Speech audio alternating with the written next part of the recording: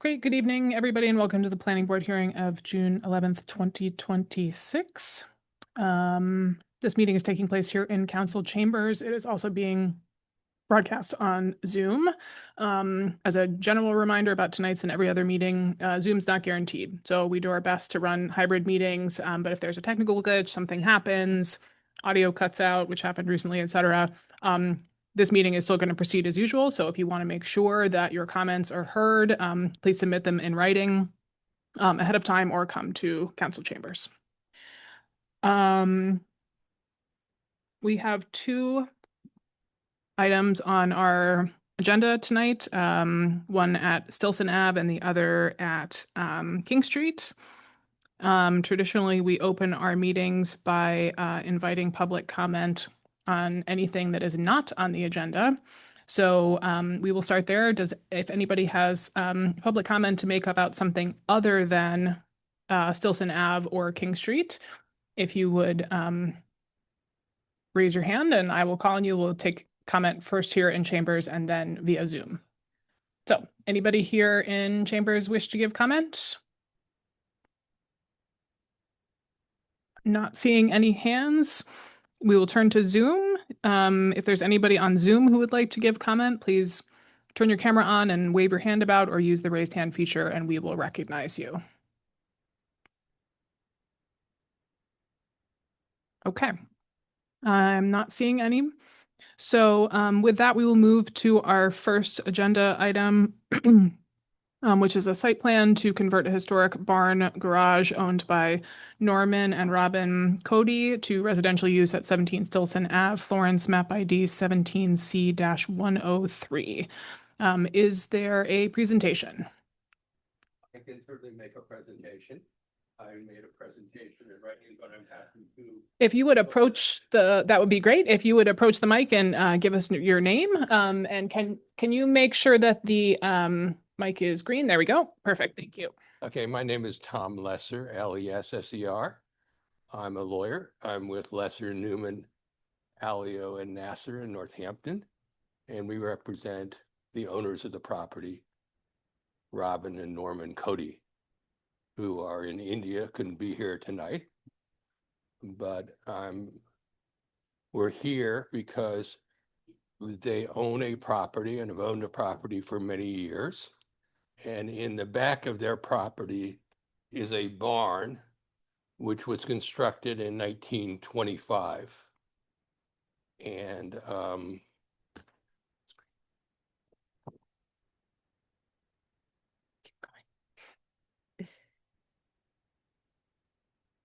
thank you. Yeah. You can keep going if you'd like.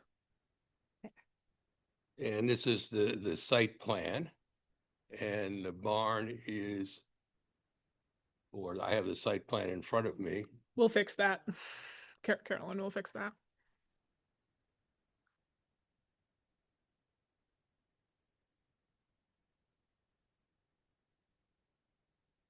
And this building was erected in 1925. The building has not been changed since it was erected. And we're here tonight asking, pursuant to the Northampton zoning, to be allowed to convert a portion of that barn into residential occupancy. And it's the portion that's indicated in yellow on the site plan. The portion on the left is a garage area, and we're not asking that that be converted. We're not planning to make any changes to the exterior of the building whatsoever. The only impact will be that some lucky person or couple will have housing in Northampton, which doesn't otherwise exist. We meet all the requirements under the historical section in terms of it being constructed prior to 1978. It's under 2,000 square feet. It's It's less than 1,000 feet actually that we're talking about converting here. There's adequate parking in the front for the premises. And I'm here to answer any questions the board might have about this. Nothing often as straightforward as I sometimes think it is, but it seems pretty straightforward to me. I've been in touch with the city planner, and she seems to agree that we meet all the qualifications with regard to intermediate site plan review. Does it have a proper foundation? I'm sorry? Does it have a proper foundation? It does have a proper foundation. Like a footing? Yes. Okay. No, No, I don't think so. I wouldn't think so. Built in 25. I think that portion of the building has a foundation, but that would be a building code issue and not a zoning issue. We understand that we're going to have to go to the building inspector. We've hired a building consultant to go to the building inspector and determine what, if anything, has to be done in order to get a building permit. If there's not a proper foundation, then in fact, we won't get a building permit. We'll have to do something about that. Well, be very aware. I mean, I wouldn't want someone to be in a house without a proper. That's why I've hired a consultant, Vern Harrington from South Deerfield, who works part-time with the Greenfield Building Department as a building inspector. And he's going to be meeting with the Northampton building inspector if he hasn't already. But he was planning to meet with him and go over the property and talk to the electrical inspector and the plumbing inspector to make sure they were going to do everything up to code and see what was involved in doing that. It may turn out to be financially not feasible. I don't know the answer to that. It costs $300,000. They won't be converting it, but they're asking you for the right to convert it. Should all the numbers add up, and should the building inspector agrees that if you do X, Y, and Z, and it would be, as far as we're concerned, contingent upon two things. One is that it meets all the codes, all the building codes, and that we get a certificate of occupancy. That would be a condition where we'd be happy to have put on the approval, and also that we make absolutely no exterior changes to the outside of the barn structure. So those are the two conditions that I talked about with the city planner, and both of those seem appropriate to me. Thank you. George, can you turn on your mic?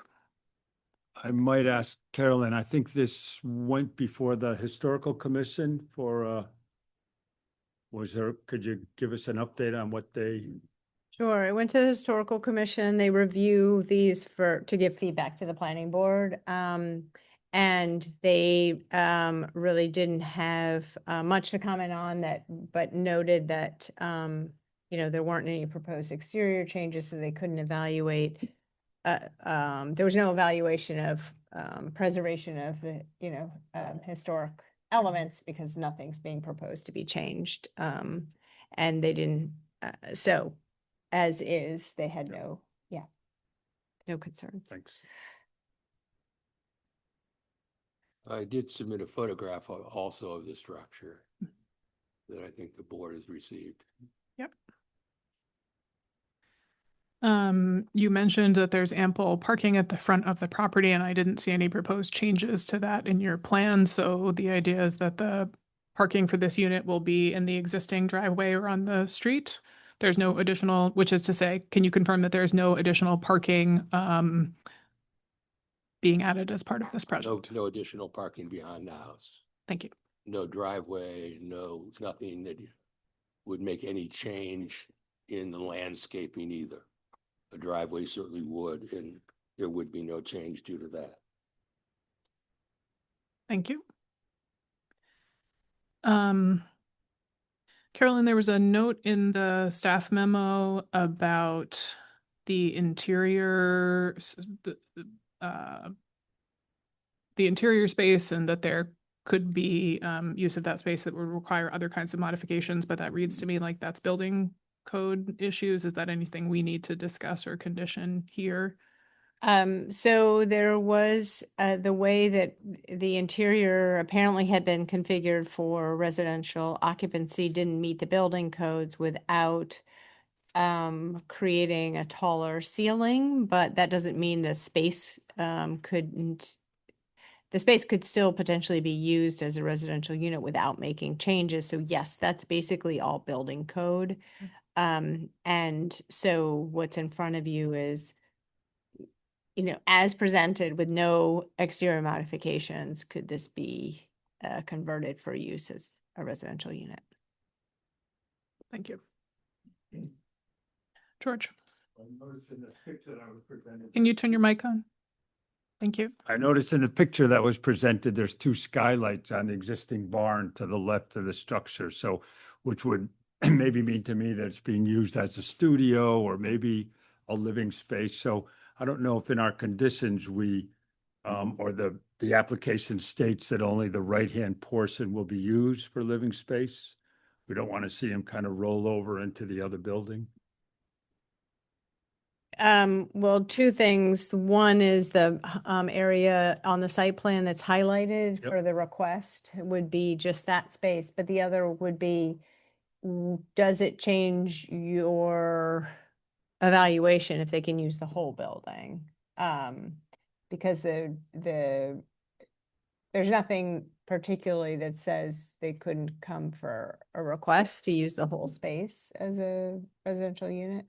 So if there's some particular concern that you want to make sure that it's only the area highlighted, you could certainly specify that in your decision, but you'd probably want to identify the rationale behind that, because the whole structure could in fact be utilized. And I think currently the existing house is a 2-unit house, and now, so this would be adding a third unit. The house is a single family. Can the applicant clarify the use of the existing structure on the property? I'm not sure. I think there were two questions. One had to do with the building itself. And as Carolyn pointed out, we're only asking permission to use the right-hand portion. And the portion that you're referred to with the skylights, we're not requesting that be allowed to be used for occupancy. Okay. So my little concern or question is down the road then, if my assumption is correct, because on the front porch, there's two nameplates with two different families, so to speak. I don't know for sure. But if all of a sudden it becomes 4 units, we don't have any kind of restriction about the number of units on a property like this. 2 units in the front and 2 in the back. Well, we're requesting 1 unit in the back. I- My understanding is that it's a 1-family residence, 1 family. The owner is, I don't know why there are 2 name tags, but the owner I know is in Chennai, India. And perhaps they have a mailbox where they're getting mail. But my understanding is they rented it to people as a single family unit. Thanks. And I could further clarify, so if there are additional units, they would have to meet the minimum lot size. So when an applicant comes forward to, create another unit, the calculation would be determined as to whether or not there's large enough lot size to accommodate another unit, whether it's a 3rd unit or a 4th unit. And then the required parking for the units in the front, not this one because it Right. falls under the ordinance, but all of that could be evaluated at the building department level. And if there's not in this district 4 units over 800 square feet each, would require 10,000 square feet of lot size. Thanks. Other questions from the board? There's this sentence in 356.14. 70% of the accessory structure must have been built before 1976. are we, can we talk about that as it relates to this structure? Like, are we Well, waiving according, that here or? Or, cause like just looking at that, that looks like, you know, it just the yellow portion, I would say is more than 50% of that overall structure. Am I thinking about that correctly? Well, I believe that the applicant included information in the application that the entire structure, both halves of it, were built in 1925. So but there's a portion that was being renovated in 2021. Okay, so that's not an addition from 2021. Right. I mean, clearly they've done some, added the skylights and replaced the windows, but otherwise it doesn't look like there have been any. Okay. So the whole structure was there since 19 whatever. So not 2021. That's my understanding. Okay. the assessor's card itself says that the building, the main house was constructed in 1900 and the barn structure was constructed in 1925. Okay. The footprint has remained exactly the same since then. Okay. Thank you. Other questions from the board? Okay. All right, so I think you can take a seat, Mr. Lesser. We will now take public comment. We are going to take public comment first here in council chambers and then on Zoom. I will get to you in just a moment. I will, if you have a comment to make, please raise your hand and I will recognize folks one at a time. We ask you to keep your comments brief. We'll ask you to state your name and address for the record. Please direct your comments toward us at the board. Usually what we do is sort of gather everybody's comments and questions one after another, combine them all together, discuss them, relay them back to the applicant if we need to. So if we hear you and then move on to the next person, it's not that we're not taking your questions seriously. We just like to kind of hear from everybody all at once before moving forward. Okay, so with that, You want to go first with me? You go ahead. My name is Bill Olander, and I live at, we own the property at 13 Stilson. We have owned it since 1976. I am here primarily because we rent it out. Maybe you're confusing our house. We have two. Our house has always been a two-family house since the day we bought it. There are two names on the front plate, and the houses are right next door to each other.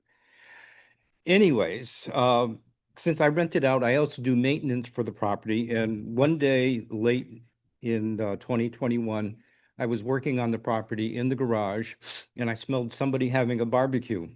At least I thought it was. Now, my garage is the building right next door.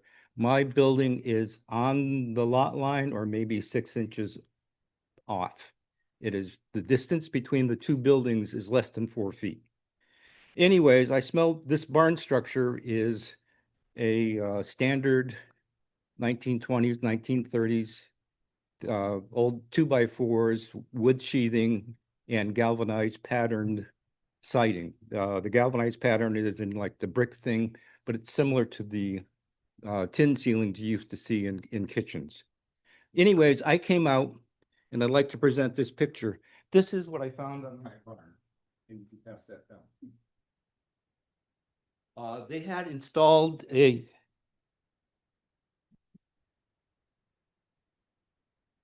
they had installed a solid fuel furnace burning appliance in that garage, in their Red Barn garage. So anyways, they put out the thing and they washed, scraped the siding, primed it, and that was the end of it. I've since had to paint the garage because my insurance company didn't like seeing peeling paint. Anyways, this is a view showing how close the buildings are. No, this is mine. You don't have that. Mine is. Well, we Yeah, you see it on the side. This shows how close the pipe is to mine.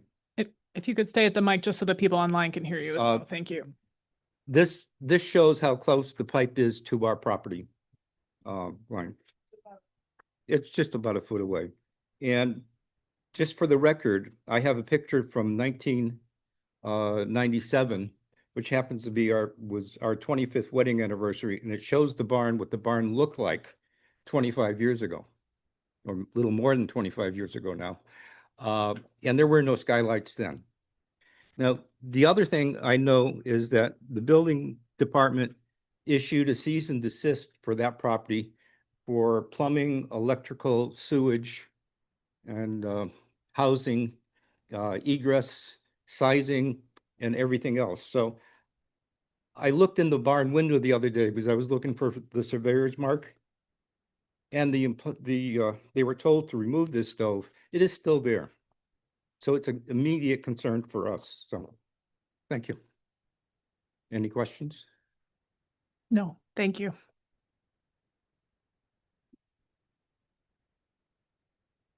My name is Robert Charette. My wife and I live at 25 Stilson Avenue. We're on the left of the question property. We've been there for 50 years. We have the only new house on the low side of the street. They call it the high and the low. Okay. Our concerns revolve around a few issues. One was actually just mentioned about the barn. My concern is what would happen if the renovation doesn't work out? Do we tear the barn down and go to a contractor and throw up, like it's very familiar in Florence, condos? We know Garfield Avenue, we know Landy Avenue, we know Nagel Court, we know behind the VFW, and the other ones that are being planned. And there are concerns that we have living that close to something like that. And you can't park all the cars on the street. That doesn't work. It's a terrible situation. It's a street that gets a lot of cross traffic. It's the cut through. You want to go to North Maple, it's Stilson Avenue. You want to go to Bridge Road, it's Stilson Avenue. And that's both ways. There are days where a fire truck can't go down our street. Now we're looking potentially opening up to a sale to a contractor, one of whom said to me he'd love to have land on Stilson. Everybody wants to be in Florence, okay? And you people have to put up with that. But we have concerns. One is the property lines. I had a surveyor, not us, but the city had a surveyor on our street doing the street, and he showed me my property where it overlaps with my neighbor. So where is the property line? We can't find the back peg. We have no idea where it is. And a fence was put up, right, by the owner of this property. A fence was put up, and I said to him, maybe you should have it surveyed. And he said, oh, I put a string on your front peg and walked to the back. I said, do you really think these plots are square? And I said, those are concerns. I mean, if you're doing all this work and this renovation and everything else, what happens if a part of your stuff happens to be on my property or on Bill's? You know, so there are concerns we have about property lines, about long-term potential when you open up the door. You know, what happens if that renovation of the foundation doesn't work? Do we tear the barn down and now throw up 2-3-story condos with 6 condos in them? Yeah, I mean, those are real concerns. We hear it all the time from people. Oh, God, you're lucky you live in Florence. It's a great place to live. And we go, yeah, that's why we've been there 50 years. You know, and that's the only thing we want. We don't want something to come around and catch us blindsided on it. You know, we just want everything up front. And we have real concerns about property lines, and we would like to have an answer ourselves. I mean, we're not selling to move. We're not going to move. Okay. We just would really like to have answers to it. We thought we had answers.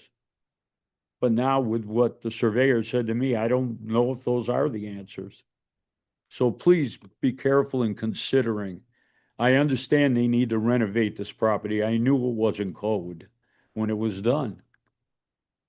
All right. And I know they need to do it.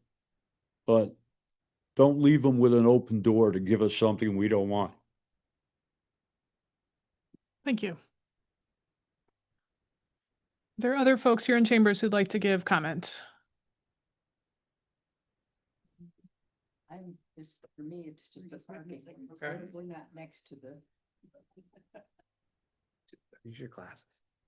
No, they were. No, I think they're his. Hi. My name is Rob Sullivan. I live at 100 Chestnut Street, which is the property like immediately behind Norman Robbins' property.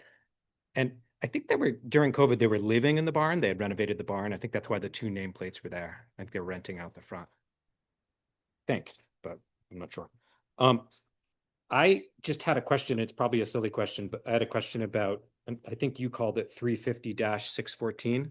It sounded really cool when you said it. So I'm going to try to say it like that.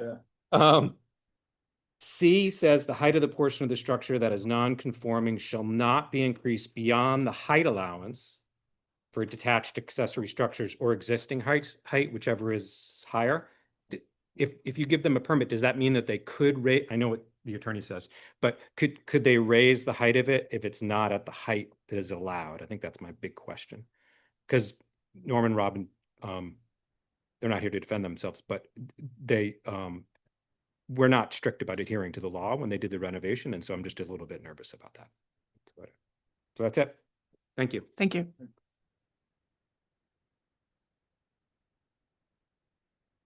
Are there other folks who'd like to give comment? Okay. All right, so we will move to Zoom. If there's anybody on Zoom who would like to give comment about the Stilson, I keep wanting to say Stilton, but it is not cheese, it's a street.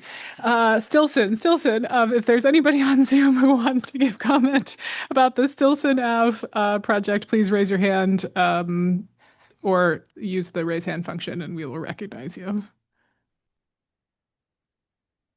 Not see any. Okay. All right. So we've heard a few questions and concerns, I think several of which have to do with, what has happened to date up to this point, rather than, it's related to what is proposed now, but is also related to what's been happening over the last few years. So I'm going to take a stab at addressing some of them, and others can chime in as needed.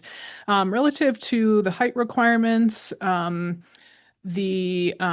what's being proposed here has no changes externally to the building, so we are approving that as is, meaning that no changes to height are being proposed. And I believe if they did want to change the height, they would need to abide by the existing code, or if they wanted a waiver, they would have to come back for an amendment.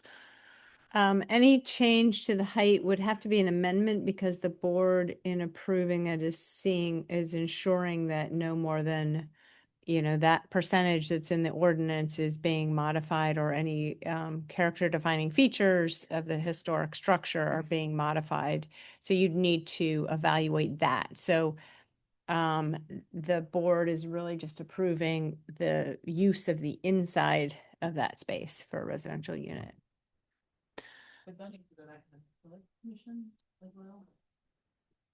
the Historical Commission doesn't permit these, but they provide feedback. So they would have to reapply. So they would apply for an amendment, and in the amendment process, we'd send it forward to the Historical Commission for their feedback to the planning board. Yeah. So in other words, our approval of what's proposed here today does not, if the applicant wanted to make future changes to the height of the building, they would need to come back and that would be reviewed, and there would be a separate permitting process. Similarly, some questions were raised about whether this, if this doesn't succeed, does this open up future possibilities for the project? And similarly, what we're reviewing here today is this project as approved. That doesn't change what they can or can't do in the future with the site. So nothing decided here today has any bearing on, whether condos could or couldn't be put there. That would be a completely separate hearing and process were that ever to arise. Something else too. Of course. Part of the historical nature of this project means they can keep the structure as close to the property lines as it currently is. Mhm. If they were proposing to tear the structure down and build something new, it would have to be within the setbacks as required, which would be much further off the property lines than this structure is. Right. And it's a whole different process. Nothing we're doing today has anything to do with building condos in the future. Correct. And if they wanted to do that, they'd have to do a survey. Well, I see in the file a survey from Heritage Surveys dated December 9th, 2021. So I think there is a survey. It looks like that wooden fence might be a couple inches over your property at the far back. But it looks like the string was pretty accurate. Yeah, it is.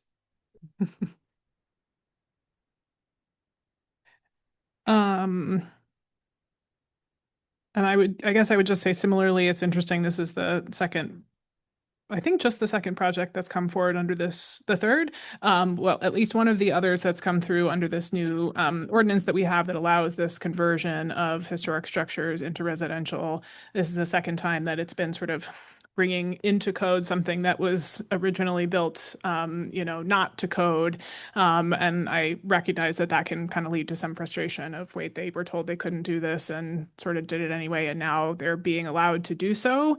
But in fact, that's the point of the ordinance is not to, I don't know, give a gold star to somebody who didn't follow the previous rules, but it is to encourage this kind of reuse in a responsible and kind of monitored and considered way so that we can retain these historic structures as opposed to tearing them all down and putting up condos. So even though I understand that can be a little bit grating, it is actually allowable. The fact that they did it previously without permission has no bearing on the fact that it is now allowable. And so we do want to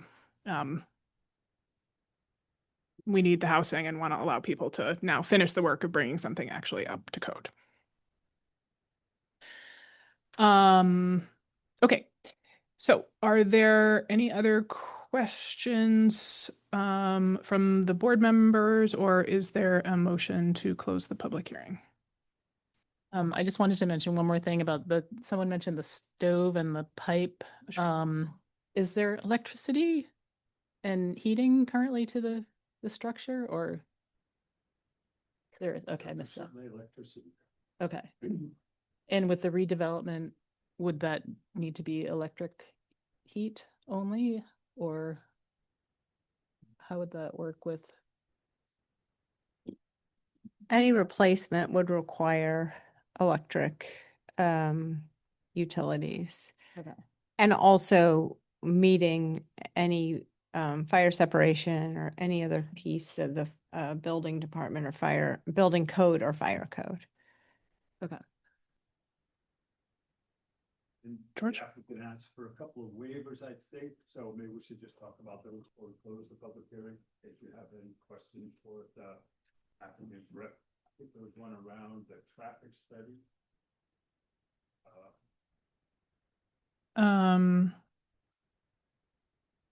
Require traffic study for this. So George raised a question about whether the applicant had requested waivers, and we're looking at that.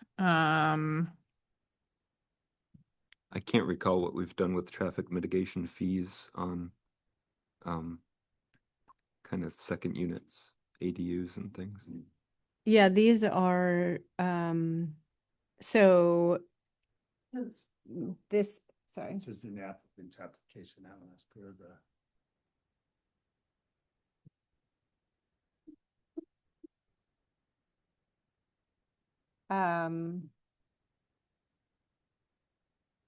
Oh, look at this. I don't know. V3. Yeah, George, I see there was a cover letter to the planning board in the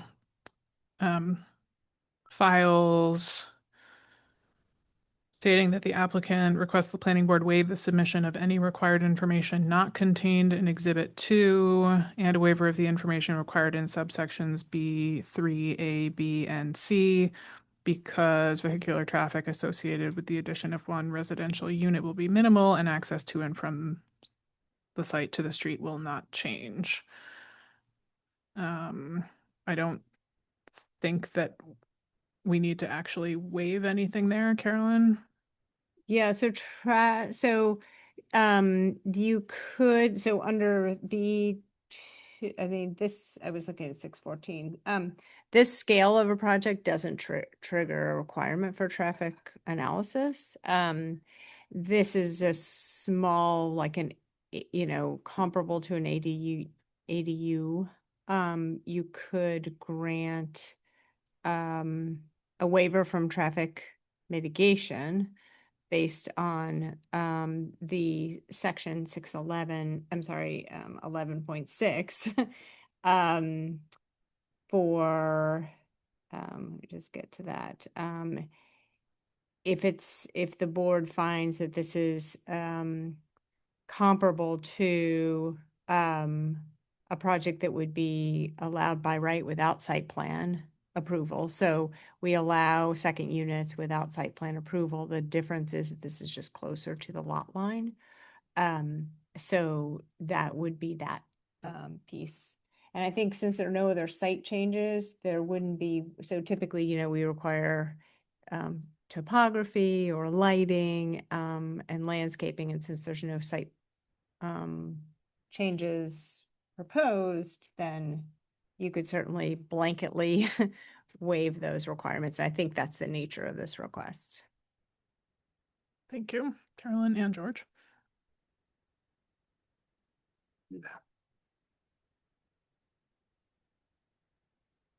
Okay. So are we ready for a motion to close the public hearing? Sure, I'll move to close the public hearing. Okay, all A right. second. Chris seconds. All those in favor of closing the public hearing? Okay, unanimous. Any further discussion, or does somebody want to make a motion? I wasn't clear on all of our conditions.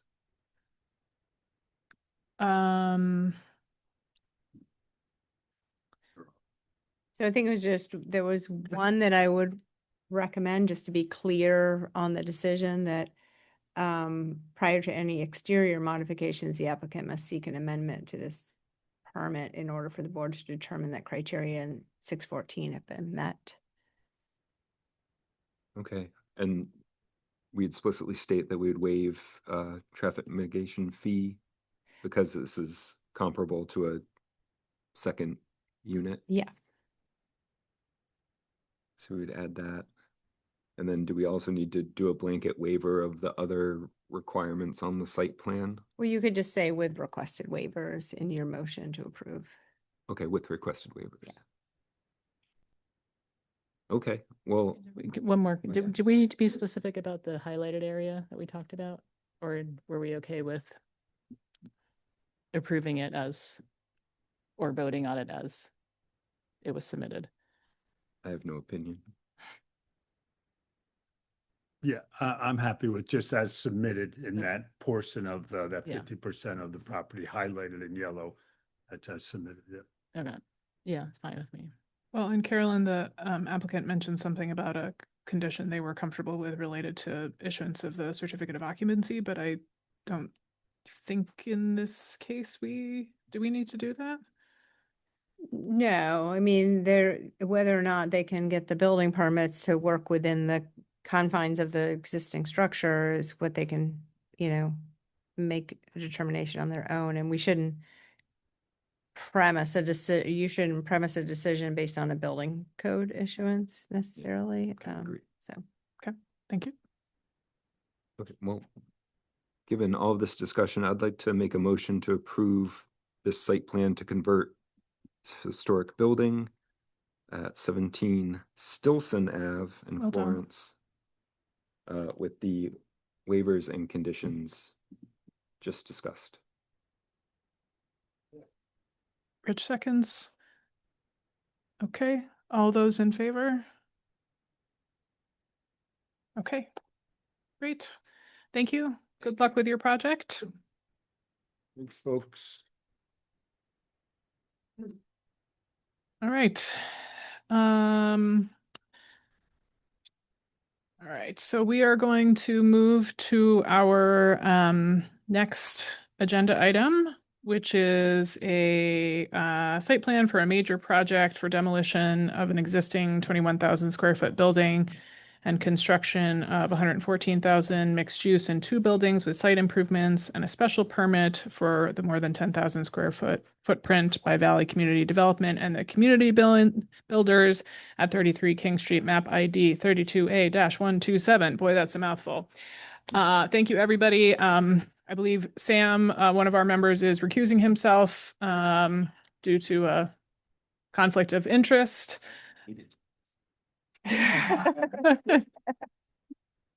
That does not qualify. You stay here. Thank you, Sam. All right. Looks like there is a presentation from the applicant.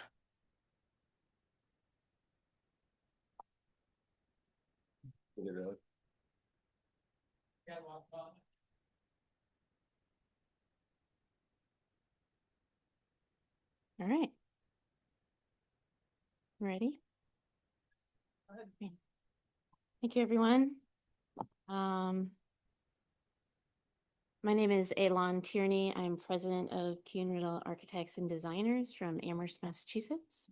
I am here on behalf of the building and development team for the redevelopment of 33 King Street. I just want to take a moment and look at this slide, which has 5 women on it, leading a really great project. It doesn't happen often, so just a moment of appreciation for a women-led team. The development team includes both Valley Community Development and the community builders. Occasionally I call them Valley or VCD or TCB. Both have offices here in Northampton. They are both well-established and respected nonprofit affordable housing developers who have brought many good projects to the city and to our communities. The design team includes Johnson Structural Engineers, LN Consulting, who has an office in Northampton, providing mechanical, electrical, plumbing, and production design, and Fuss & O'Neill for site and civil design. Emily and Amy from Fuss & O'Neill are here today, and they'll be providing a detailed site review later in this presentation. Our design development team has been working hard on this project for over a year now to create a design that we think will be a significant benefit to Northampton residents by providing much needed affordable housing while also supporting downtown vitality. Let's see if I get this. Okay. This is a somewhat of a lengthy presentation. It's a complicated, big project. It's going to take about a half an hour for us to get through all of the information. I know you had a lot of information. Some of it I'm sharing because we have public here and there were lots of questions that came into the city. So please bear with us. We'll try to be as brief as possible, but also provide as much information as possible. I wanted to talk for a minute about our connections to Northampton. You might have noticed that I specifically pointed out the firms that have offices in Northampton, because I think it's important to understand that as a team, we live and work in Northampton. For me personally, this is my hometown. I was born here. I spent much of my childhood here, and I chose to come back here after college and the Peace Corps because I wanted to raise my family here. I also served on the Central Business Architecture Committee for about a dozen years. I was a chair for about half of that time. I cared deeply about this city. I care deeply about the vitality of the downtown, and I'm honored to be a part of this project. I'm excited to share with you our design and how we believe it meets the form-based code, intent, and overall goals of the city. This agenda, I'm going to go through the project overall as project timeline, architectural overview, site overview, construction phasing, and then we'll open up for QA. So the timeline of where we are today. So prior to getting here, from 1975 to 2019, 33 King Street was occupied by the Hall of Records and the Probate and Family Court. In 2019, the occupants of this building moved to Atwood Drive and the building closed. In 2020, the property was transferred from the state to the city of Northampton. In 2025, Governor Healy's State Land for Home initiative was announced. And during that same year, through a city RFP process or request for proposal, TCB and Valley were selected as co-developers. Over the past 12 months, this design and development team has been working hard to create a design that meets all of the rules and regulations of both the city and state, as well as funding requirements, is a pleasant place for residents to live, incorporate a design aesthetic that blends with the historic nature of downtown, while also having independent character. To that end, this project has been reviewed and approved by both the Northampton Historic Commission, the Central Business Architecture Committee, and recently received the stormwater permit from the Northampton Department of Public Works Stormwater Authority. The development team, along with the city, has submitted this project to the state for a site readiness and Mass Works grant. These grants will cover the costs of improvements to King Street and Merrick Lane utilities, as well as improvements to the bike path. Today is the last step in the site permitting process. An approval of this project by the planning board will allow this project to receive the necessary funding approval this fall so that we can stay on track and begin site improvements in spring of 2027, then building the Valley building in 2028, followed by construction of the TCB building in 2029, with anticipated completion in 2030. Uh-oh. Here we go. Okay. In my architectural overview, I'm going to touch briefly on the existing conditions, talk about some downtown Northampton inspiration, show you some similar type and scale apartment buildings, briefly touch on the site design, talk a little bit about parking. I know that's a topic of interest, and the building designs. Before I get into that, I just want to take a moment, talk generally about the character-based zoning and the central business architecture design guidelines, not so much for the board here, but for the public who have joined us today. As noted in the timeline, last week this project was reviewed and approved by the Central Business Architecture Committee. The guidelines and the character-based zoning function as complementary requirements. Both are intended to shape the public realm by promoting a continuation of pedestrian-friendly character of downtown Northampton. So just generally, the character or form-based zoning dictates the dimensional requirements, while the central business design guidelines focus on architectural aesthetics and details. But both have the goal of making Northampton more walkable, bikeable, and public transit-oriented. Both promote a wide variety of housing types. Both recognize the unique history, and both have the intent of fostering the desired character and function of each of Northampton's centers, gateways, corridors, and neighborhoods. We believe that this project meets the goals and intent of these complementary requirements, although this site and development is unique in that it is two buildings on one lot.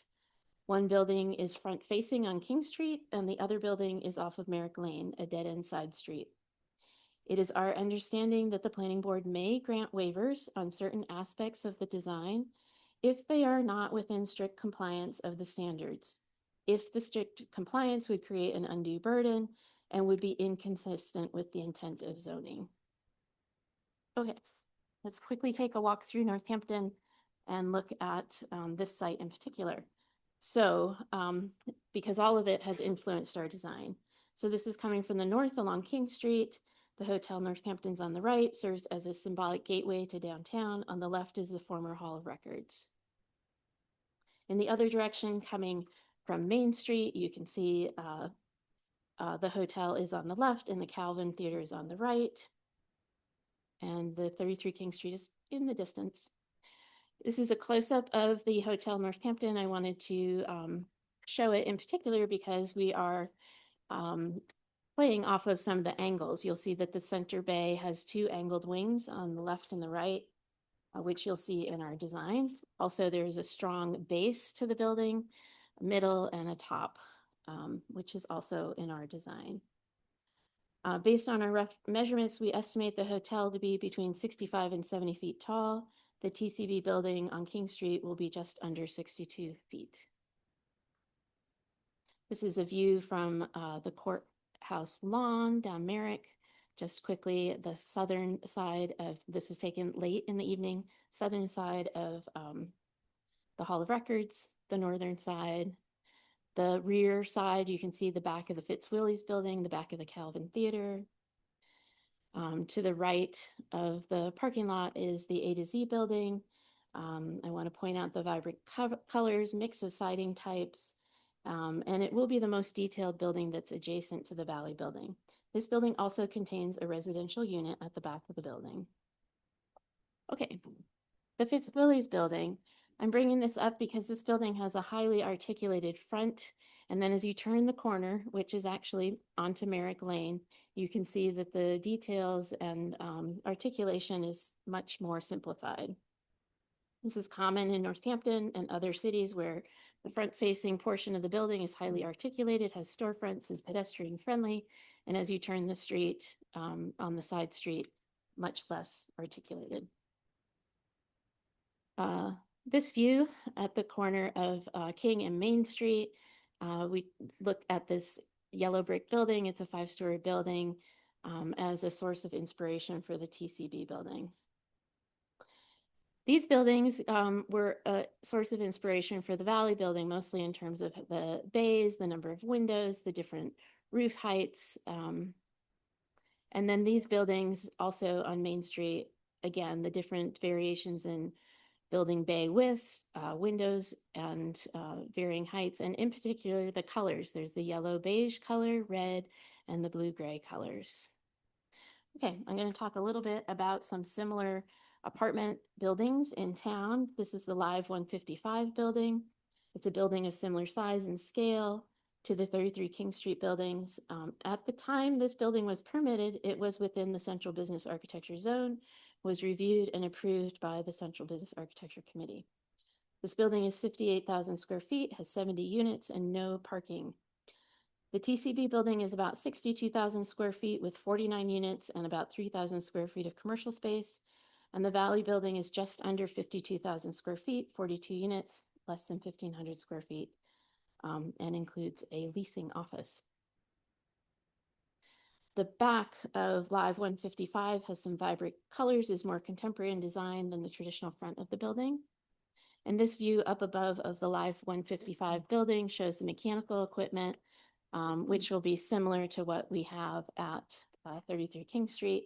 It's also, you can see the simplified articulation on the side of the building. Okay, the Lumberyard building developed by Valley Community Development is also a building of similar size and scale to the proposed 33 King Street buildings. It has 55 apartments, 70,000 square feet. It's larger than both of the buildings at 33 King Street.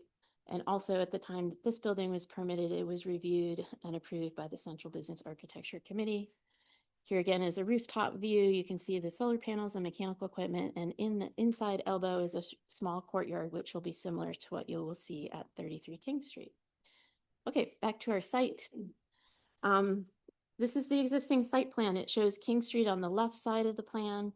The Hall of Records is in dark gray and the parking lot is in light gray. You can see the orange outline of the site.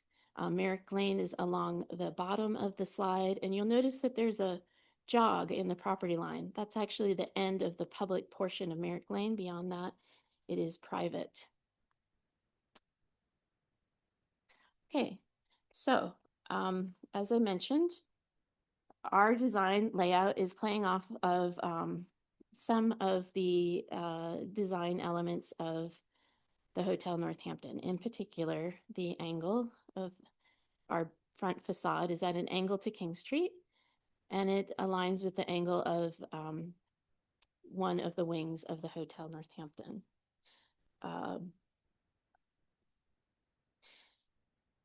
The northwest, I don't know, can you see if I use my, but I have a pointer. Pointer from Russia. The northwest corner of the property, I don't know if this will work. No, it doesn't. At the top of the slide, you can see the crosswalk. We can see your cursor. Yeah, yeah. Hard to see for people in the audience, but if you're online or you're looking at your screen, you can see it. Yeah, so the northwest corner of the property, by having this angle to King Street, allows us to open up this this end of the property that aligns with the crosswalk, and it also aligns with a sidewalk that leads to the main entrance of the Valley building down here. And then the Valley Building is along the realigned bike path. Emily and Amy are going to talk a little bit more about that. The buildings share a parking lot and, as I mentioned, a small courtyard. And this parking and courtyard are required for emergency access to both of the buildings.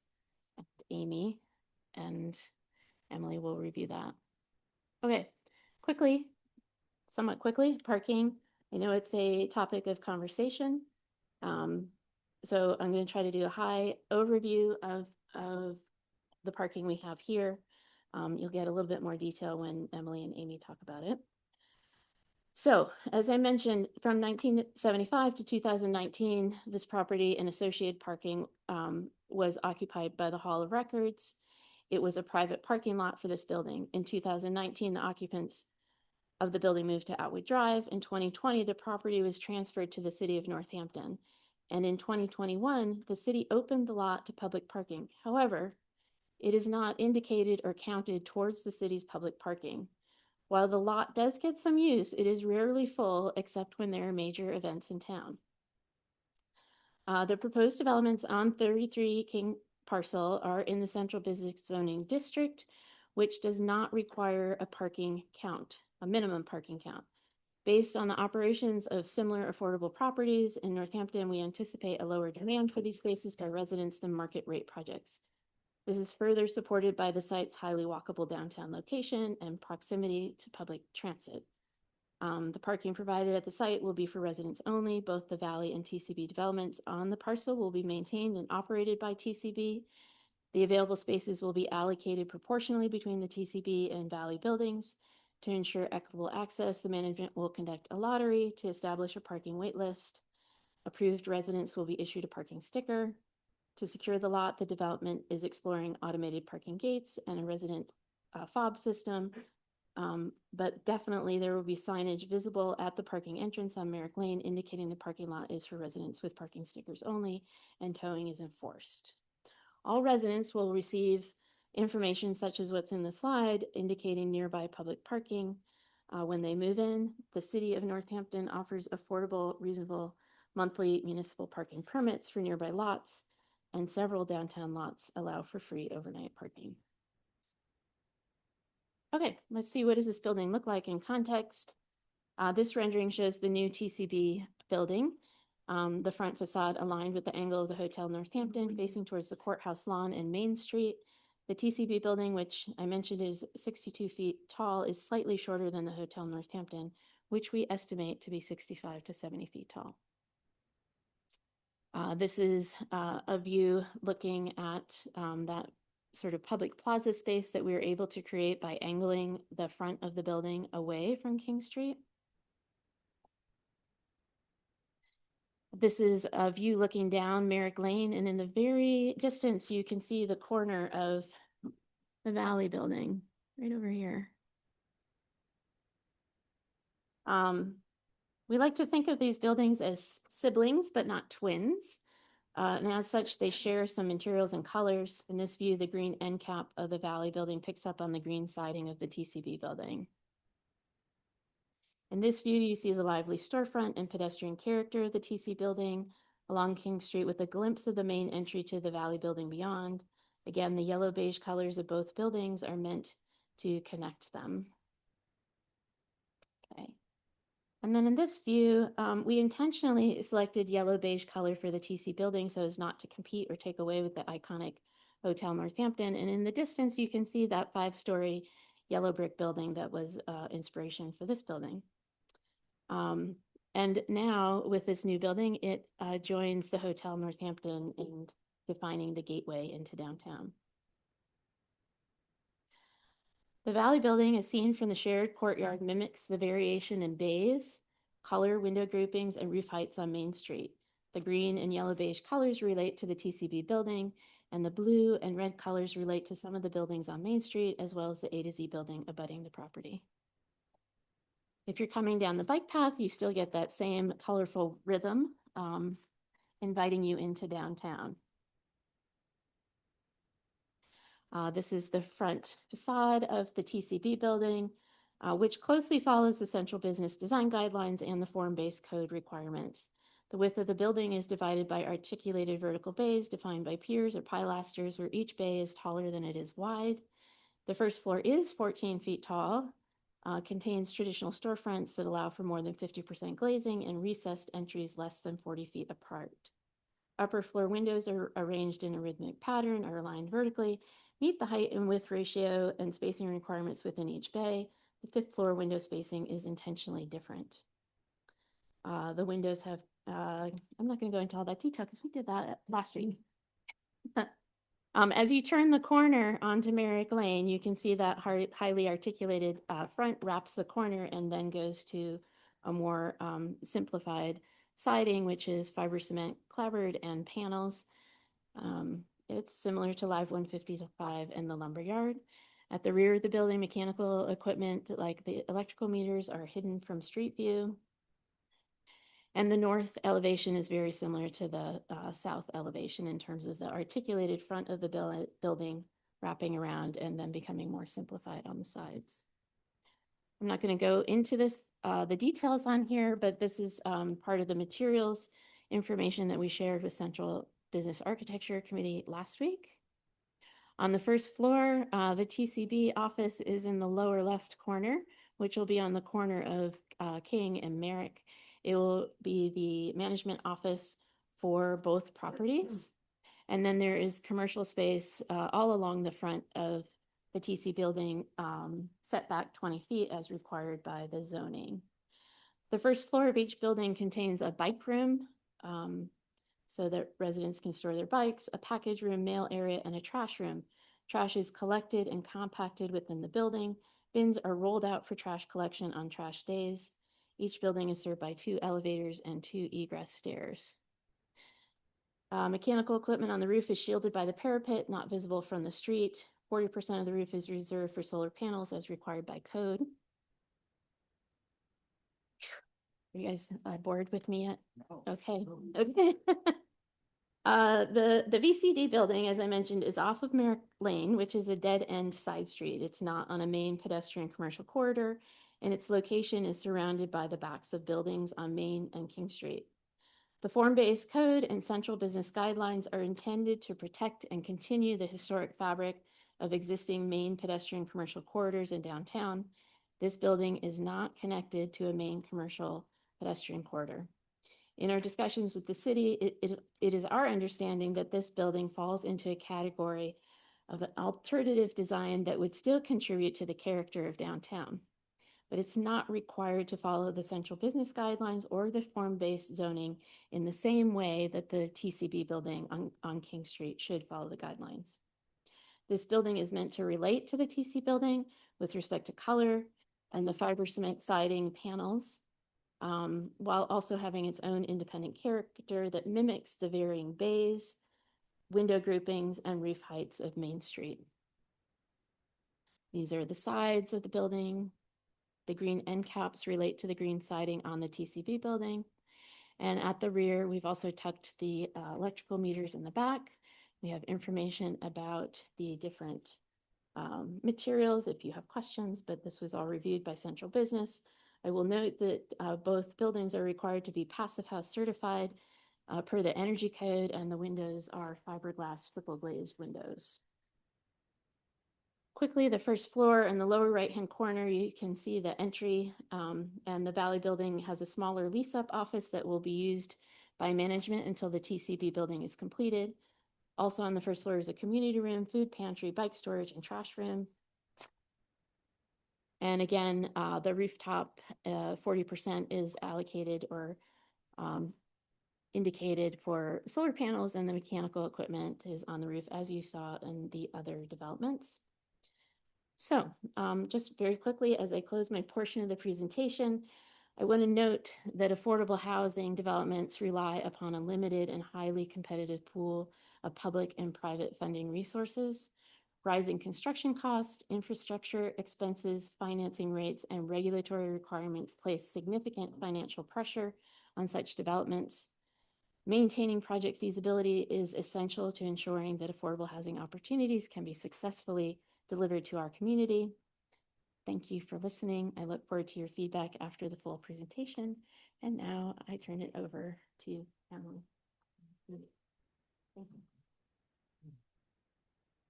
Thank you, Elon.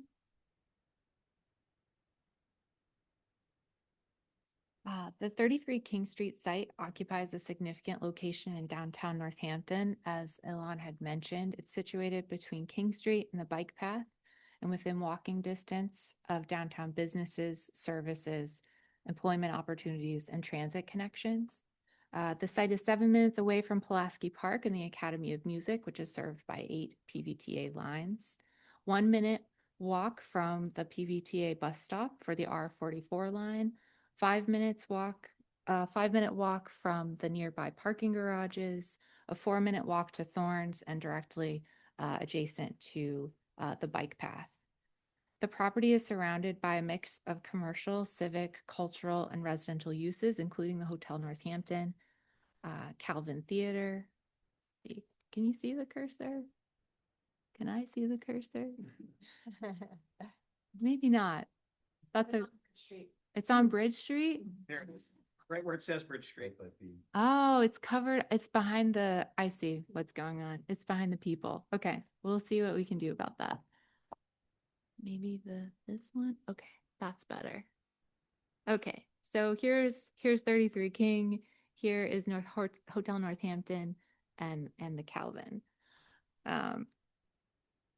There's also local businesses and nearby residences. This context makes the site particularly well suited for housing, allowing residents to easily access daily needs without relying on a vehicle. So as we zoom in a little closer to 33 King, we wanted to point out that the property is currently owned by the city of Northampton. It falls within the city's central business core zoning district, as Elon mentioned.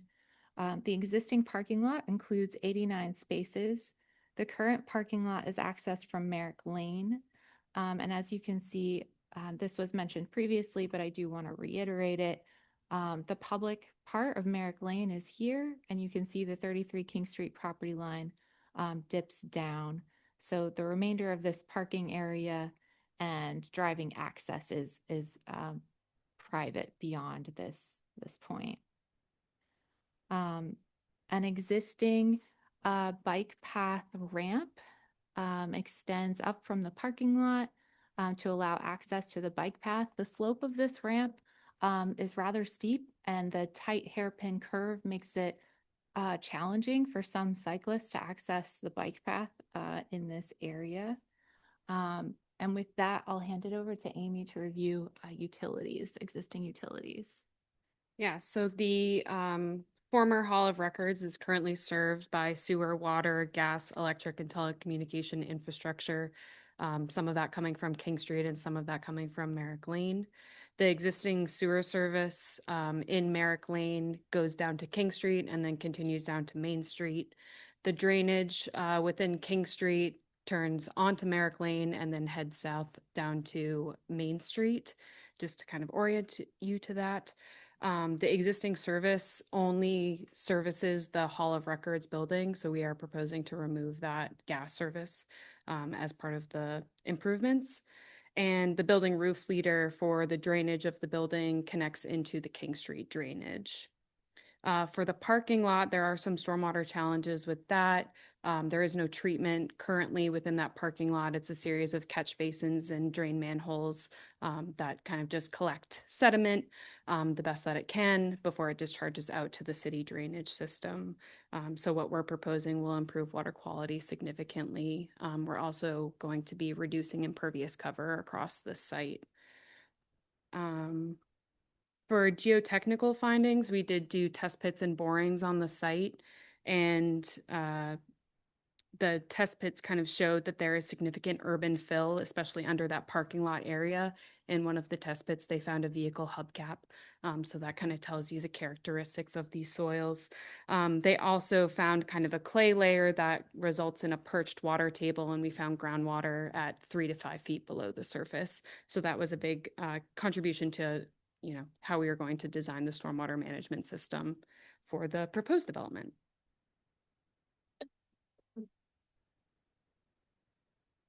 The site design responds directly to both the zoning framework and surrounding neighborhood context. A central pedestrian spine serves as an organizing feature of the site, connecting both residential buildings to the shared courtyard, which you can see here.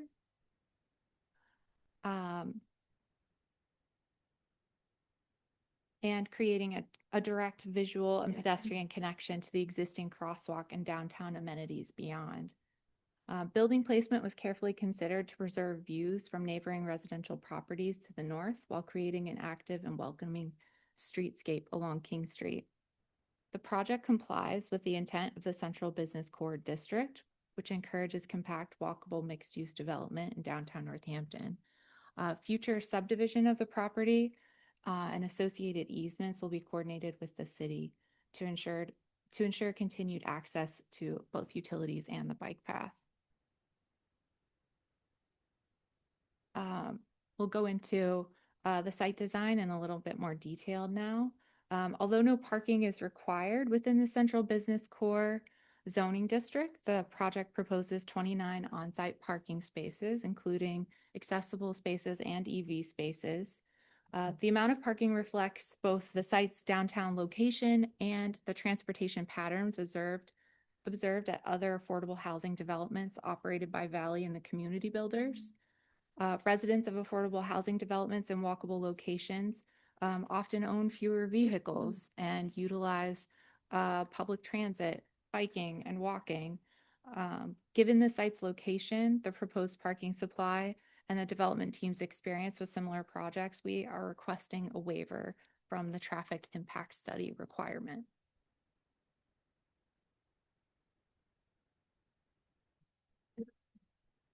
Oh, I'm sorry.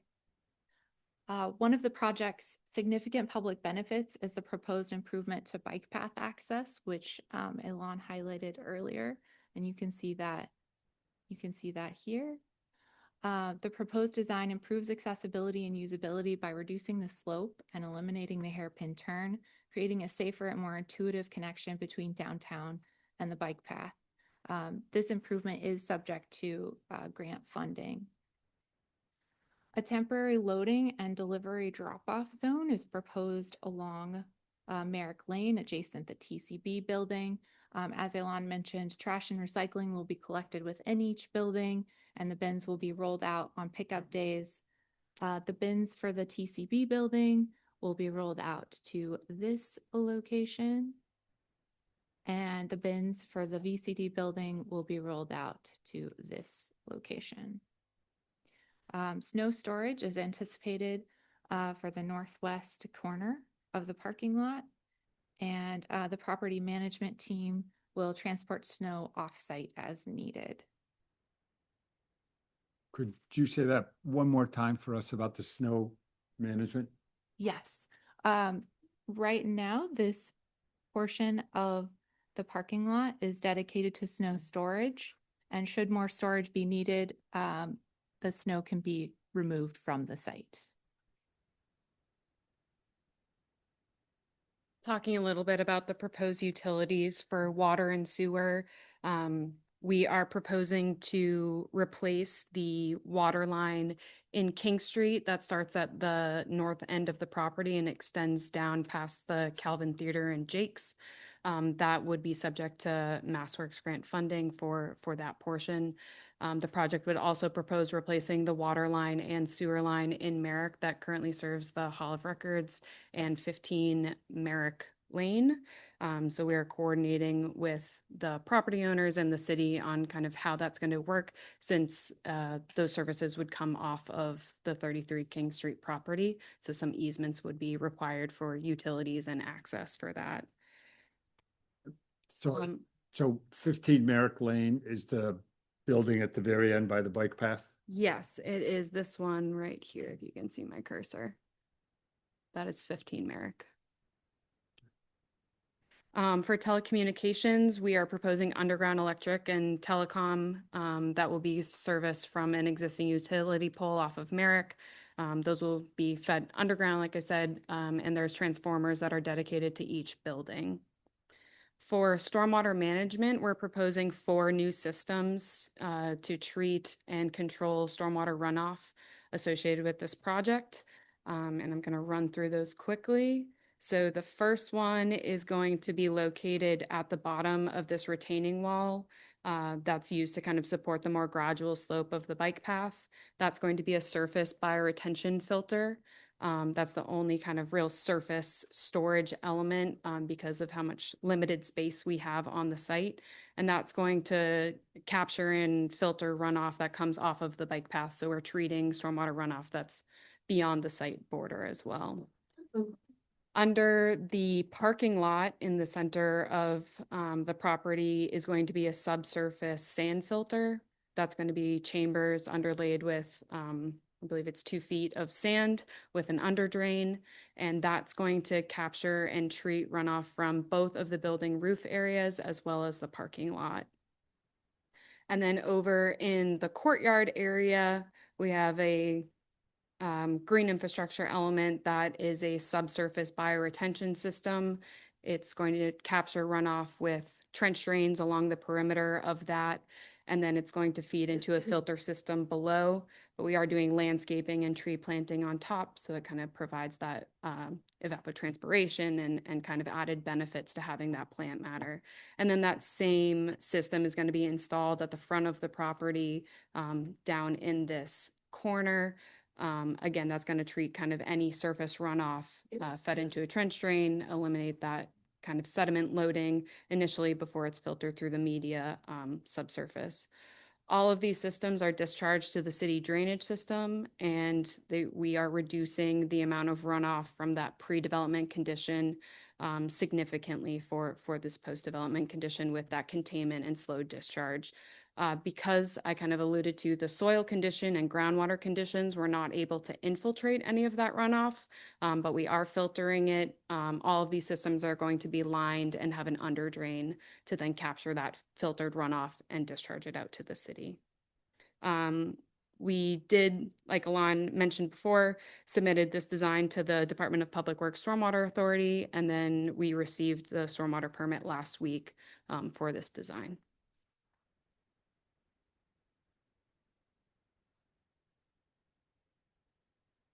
This diagram shows site circulation. The blue arrows indicate bike circulation. So you can see that there's a proposed connection through an easement on the private property that is the parking lot behind Fitzwillies that would connect to Main Street and then extend up the proposed bike path access ramp. We also propose a connection potentially to the business to the north of the property, but that would need to be in coordination with the city and that property owner. The yellow dashed line shows the accessible route around the property, and you can see that there's accessible access around most sides of the VCD building, across the central spine that connects the buildings and goes to King Street, and all around the TCB building. We have accessible parking spaces here on each side of the parking lot to serve each building, and the red asterisks indicate accessible building entries. The main residential entry for the TCB building is located here off Merrick Lane.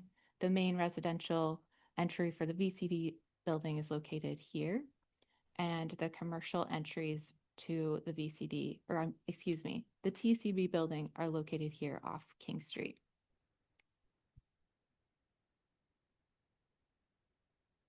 These images are intended to give you a sense of the character of the courtyard space and the entry plaza along King Street.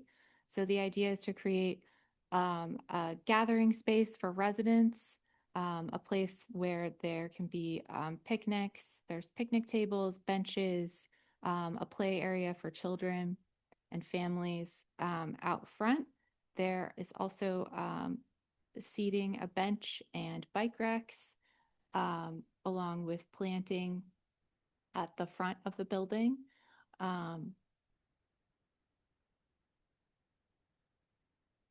Oh, I know what I wanted to mention. There's an additional bike rack here near the VCD building as well. The orange line here on the plan highlights privacy fencing. We're proposing a 6-foot tall privacy fence along this edge of the property line. And additionally, we're proposing a 6-foot tall privacy fence that would extend along the bike path access. The green line highlights a 4-foot tall decorative aluminum fence that would be used to enclose that courtyard area. And we're also proposing a 4-foot tall decorative gate here along this walkway. Where's the fence again? The white fence? Is that along the bike path next to the train? Can you track? hold your questions until later on? That's okay. That's okay. Thank you. The project proposes 20 new trees distributed throughout the site. The planting design incorporates native and adaptive species, seasonal interests, pollinator supporting plantings, and improved streetscape character along King Street and Merrick Lane. This plan highlights some of those tree plantings. You can see all of the tree plantings that are proposed are within the King Street property. And this image highlights shrub and ground cover planting. So we're proposing some shade tolerant, salt tolerant, very hardy ground cover plantings around the TCB building and at the entry of the VCD building, and a more naturalized meadow seed planting along the bike path access. The lighting plan was developed to provide safe pedestrian and vehicular circulation while minimizing impacts on neighboring properties. Building mounted fixtures and bollards are designed to maintain appropriate illumination below 5-foot candles. I just wanted to point out, so the pink represent the bollards. So those are along this pedestrian spine and along the courtyard. All the other lighting is building mounted. Our photometric study did indicate that we do have a bit of light spillover into the public way here on Merrick Lane and King Street, so we did want to point that out.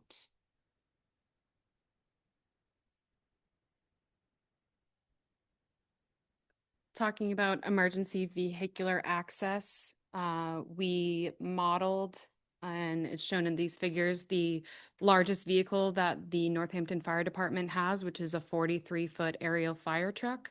And on the left-hand side, we're showing the truck entering into the site, coming into that driveway, and then utilizing the emergency vehicle turnaround area in next to the courtyard for the TCB building. And then on the right-hand side, we're showing that vehicle backing up using the parking lot drive aisle to then exit the site. We're not proposing changes to Merrick Lane, so that kind of is the existing condition of where those curb lines are. And the reason that the parking extends as long as it does down the front of the VCD was to provide access for emergency vehicles, since they need access to at least 3 sides of those buildings. So the fire truck can go all the way down to the end there and do their job. And then I also wanted to point out that we coordinated with the fire department, and they provided us some feedback on the locations of the fire department connection points for each building, which we have revised per their comments. And we also decided to add a new fire hydrant at the northern end of the VCD building. So that's shown on our utility plan. And we relocated the hydrant on Merrick Lane, which is currently kind of at the edge of that existing sidewalk. We flip-flopped it over onto the sidewalk where the TCB building is, within that kind of utility brick zone along the edge of the pavement, which the fire department agreed that that was a better location for it. And then I'm going to take us home with construction phasing. So kind of jumping back to this timeline that Alon kind of started our presentation on, we're kind of looking at, where we are today and then how this construction will commence over the next couple of years. So we're looking for awarded funding for MassWorks grant in fall of this year, demolition of the site in 2027, the VCD building construction starting in spring of 2028, and spring construction for the TCB building, and then the site being completed in 2030. We're proposing 4 phases of construction, which we kind of have illustrated on this next slide. So the first phase is that site enabling demolition of the existing parking lot and raising the Hall of Records building, removing all of those service connections, removing all of that unsuitable soil material, and getting the site ready essentially for the construction of these buildings. So that's shown in that cyan color. Concurrently, when phase 1 is happening, we believe that phase 2 will be happening, which is the MassWorks grant, but we kind of wanted to separate those scope of work out. So that's shown in green on the left-hand side. That includes utility work within King Street and Merrick for the water and sewer lines, and also the bike path, the proposed bike ramp connection. So reworking that hairpin turn to kind of have that more gradual bike path. And then we're also kind of showing this green line extending down to Main Street, down that Merrick Lane section for bike path striping that is proposed as part of this project to direct bikes off of Main Street to come and jump on the bike path. On the right-hand side, we're showing phases 3 and 4, which are for the VCD and TCB building construction. First, for phase 3, they're going to be constructing the building and the subsurface stormwater that will service both buildings as they're constructed. So that will be installed in that center parking lot area. They're also going to construct that emergency vehicle turnaround so that that's accessible while the VCD building is operated and the TCB building is being worked on. And then once that kind of site work is completed, they're going to flop the site over so that they can start working on the TCB and kind of realign the fencing so that they can protect those work areas and residents of the VCD building to make the site safe. So that is our presentation. Thank you so much for hanging in with us, and we're happy to answer any questions that you have.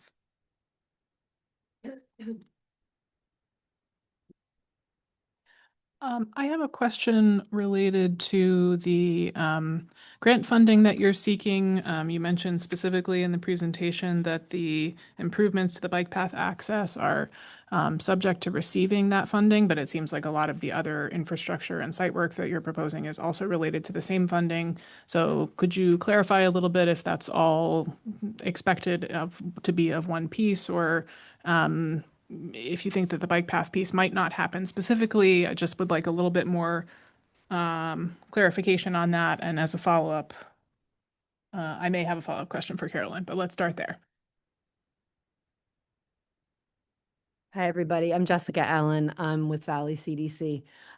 So the intent was that if that the bike path could potentially remain if the funding didn't come through. So we have this kind of option that we spent a lot of time talking to abutters. What we heard is that the current configuration isn't working, particularly for the building at the end of Merrick Lane.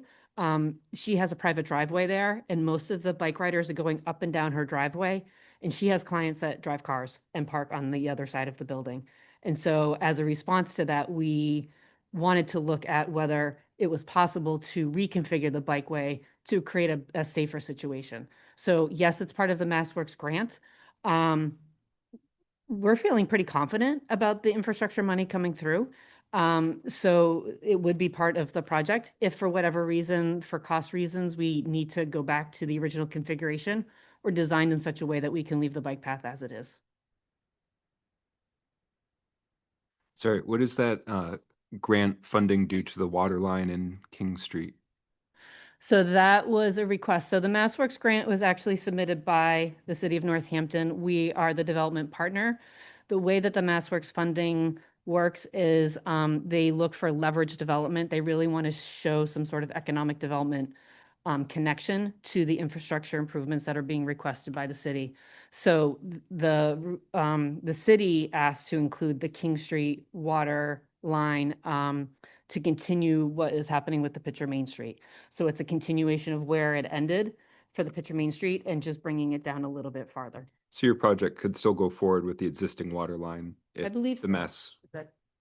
I think the Merrick Lane would be improved. Right, the Merrick Lane is needed, but on King Street, we could proceed without that. Okay, thank you. Yep. And Carolyn, I guess my related question for you is if that funding were not to come through, some of the things, for example, the planting plan at the back of the property assumes that we've seen here today assumes that that funding is going to come through and those improvements are going to be put into place. If the grant funding didn't come through, would the associated site changes, would that be an administrative review or would they need to come back for an amendment? Are you talking about the plantings along the bike path? Yeah. Well, if work isn't being done, then nothing changes with the existing conditions of the bike ramp, the off ramp. So that would only be improvements if that whole hillside were rebuilt, basically, using the grant money. Okay, so if the hillside's not rebuilt, the no plantings are going to nothing's going to change back there. Okay. Can I ask a related question to that? If the hillside is redeveloped, built, where does I believe I heard mention of a property manager taking care of the property. Where would that stop? At the fence line? I don't know who I'm asking this to. At the fence line? Or where would the city pick up, their maintenance of this? So, it would be, typically it's the property line. So because we have that easement, so, the other thing, I have to go back and look at the easement language, but before the city took this property, the city had an easement with the Commonwealth, for that bike path ramp to come on the Commonwealth property. And so, we'd have to draft an easement, for that, but the city is responsible for the maintenance of all the vegetation along the shared use path system. Okay. I'm very excited by that presentation, the project, and particularly the native planting plan and native meadows from seed. It is a little scary that, the city might be in charge of establishing a seeded native meadow along a bike path. I don't have a lot of faith that would be successful. Just public comment, just me, my 2 cents as a landscape architect and native plant lover. Yeah, there are some aspects of the planting plan that scare me. Maintaining it or because Well- if it's grant funded, then the developer, the applicant would be actually installing it all. Installing it, but if it's a seeded meadow, like they're installing seed and then leaving. And Yeah. it's going to be weeds in 6 months. Not to say that I don't want a seeded meadow along the bike path. That'd be fantastic if there's a maintenance plan for it, but that part scared me. Do you want to ask the applicant about that? Well, I mean, okay, is there a maintenance plan for the plantings that we discussed, or? There's. Could you approach the micro? We do not currently have a maintenance plan established for that area because it is grant funded and because the easement would need to be worked out with the city. That level of detail, we haven't gotten there yet. Okay. Yeah.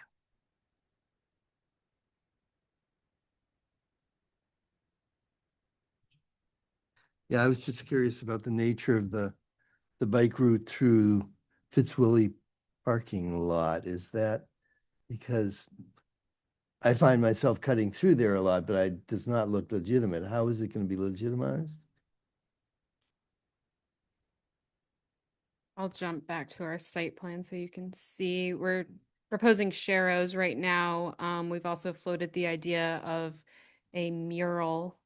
This one kind of shows it. Some bike sharrows along that route to direct people off of Main Street and down that corridor. Can I just ask, is Merrick Lane their city right of way? My understanding from Carolyn today is that there's an easement and it's privately owned, but the city has an easement access, and that's why we're allowed to do striping. Okay. It's a public right of way, but it's over private land. Huh. Thank you. And I mean, Fitzwillie's put seating out there. in the summertime, and I'm wondering if they're, how amenable they are to honoring that easement. Do you mean the tent that they put up during COVID? Yeah. And it seems like it got into that eastern area when they had it. I'm just wondering, again, how cognizant and amenable Fitzwillies is to this becoming a public right of way. Well, it is a public I right know of it way. is. I know it is. So They gotta cooperate. yeah, I mean, all of that needs to be worked out. The property owner is aware of the proposed plans conceptually. And we've started conversation, we initiated sort of the idea that this is how we want to connect the shared use path on Main Street up to the bike path. Right. So, but it is part of the conversation and we're sort of waiting to see, we can now start that, but the design had to be sort of finished so that we have something to begin the conversation. Thank you. But just to continue with that, because it is a big piece, and because you're kind of one of the queens of Picture Main Street, what is the access point from Main Street up to that right of way? Is that gonna be, is that spec'd out in 100% design? Yes. Because that's very important. There's a crosswalk that, the crosswalk's gonna be adjusted a little bit right there where it goes now over to Local Burger. But Yeah. there's a whole, Yeah, the Strong Street parking lot. I mean, the Strong Street crosswalk. yeah. There's gonna be a bike lane that's gonna go across the sidewalk in front of Fitzwillies and the underpass. And bikes are gonna leave Main Street and go up over that kind of grade onto the right of way, correct? You'd have to dismount and come on the sidewalk because there's not gonna be a separated bike, there's not gonna be, Yeah. and get down to the Right. shared. So, Because there's a grade change. right, there is. So in this design, I would push much more for better bicycle access along Merrick Lane. I think that's what people are gonna end up using.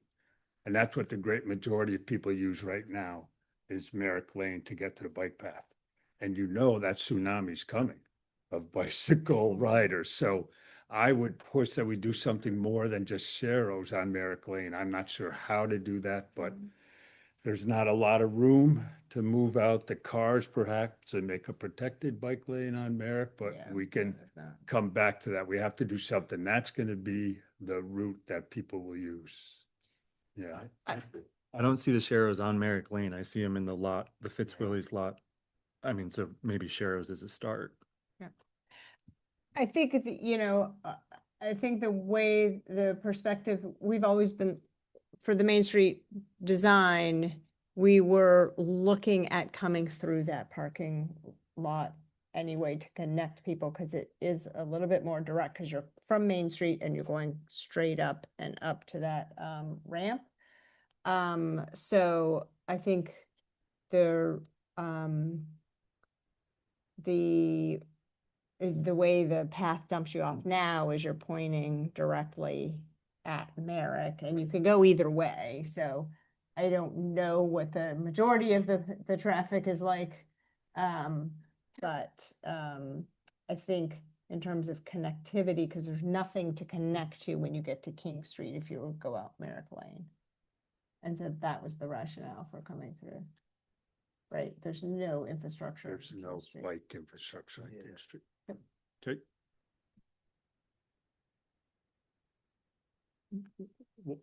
While we're on bicycles, and I know it's kind of because of the grant money, maybe it's still off, but you have a spur coming from the proposed new bike lane over to the A to Z and the M&T. Is that an arrangement that's been made with A to Z that they'll come through there? So again, this went back to when we did the public outreach and we met with the butters one-on-one throughout the process. So what we heard from the business owners is that they would love to have an opportunity or a way for people to get to their site from the bike path so that families can go straight to the store. We're still, where it lands right now is still not set in stone. I think there's still some questions about where it will land there, but the idea was to create a spur so that it helps them with economic development. Right now, if you go and look at the back of their lot, there's like a really steep, like dirt, like, path that people have made on their own. This is a way to help sort of channel that and make it a little bit safer than what they have right now.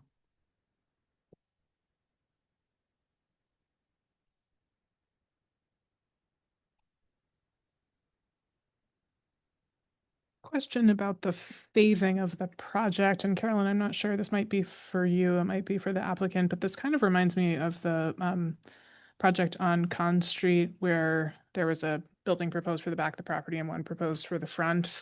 And in that case, I think we wanted to have some reassurance that the front building was actually going to get built when they were proposing to do the back building first. And I see something similar here. And I think in particular on this site, because the front building is needs to comply with a different and more stringent set of design standards, I think it's really critical to the sort of overall functioning and compliance of the site.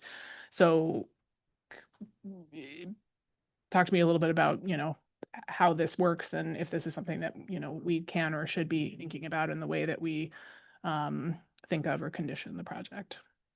Yeah, the way this project is different is that the city issued an RFP and the respondents provided substantially similar layout to what is seen here. I mean, it wasn't fleshed out as in detail, but they're obligated to build both buildings.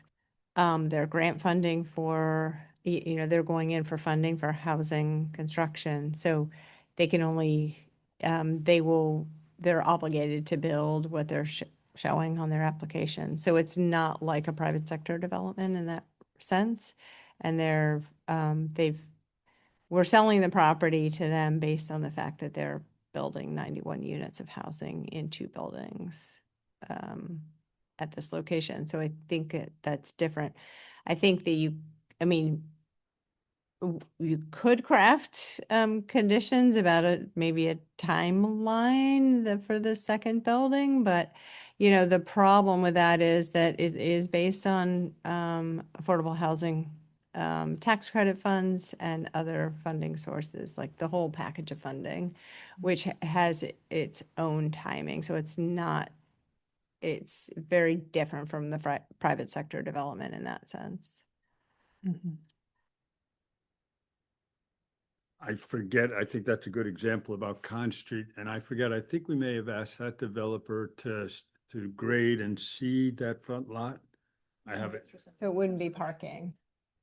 So that, because the concern was that it would become parking. Right. So we could have a similar, I'm sure I'll have a fence around that kind of construction area, but we should do something to make it presentable during the course of, the building will be down, but it'll be 3-4 years before they actually start work there. Well, if you look at the timeline, I don't think the gap is that different. It's just sequential. And so there's going to be, so the reason they're doing this, and the applicants can speak to this, but it's so that they can stage materials on the site. So you can't really seed if you're staging. Yeah. But you're saying that because of the grant funding and that's going to be supporting the overall development of those projects, it's not just the terms under which the city is the sale agreement with the city, but also with the grant funders is on the assumption of both buildings. So it's not just it's in multiple ways. They would be in a lot of trouble if the entire project as proposed were not built. Okay. Okay. Thank you. Well, I'll push back a little bit just because it is a main pedestrian way there. And I understand the need for staging. I'm not in that big construction business, but they have the parking lot in front of the Valley CDC building. Could we say that 10 or 15 feet or so is seated or something is done so that as I'm a pedestrian, I'm just not going by a chain link fence with a lot of 2x6s there and construction barrels? Can we do something of that nature? It's a little bit different than down on Conn Street, I think.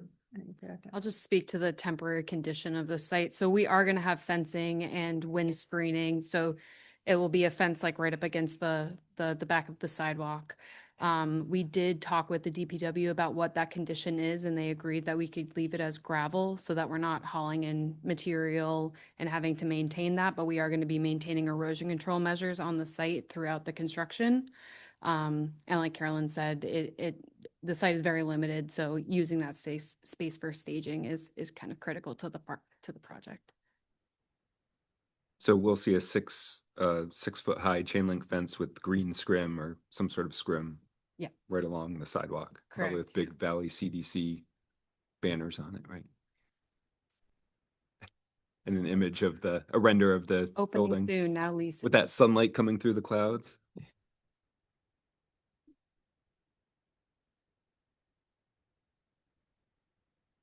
Are there, we will move to public comment shortly. Thank you. Are there, first other questions from the board? Yeah, I'm gonna talk about parking a little bit, which seems to be a big issue that comes up a lot. So there are 91 apartments. What are the expected parking demands for, so you have 1, 2, and 3 bedroom apartments, right? Based on your experience with other similar projects.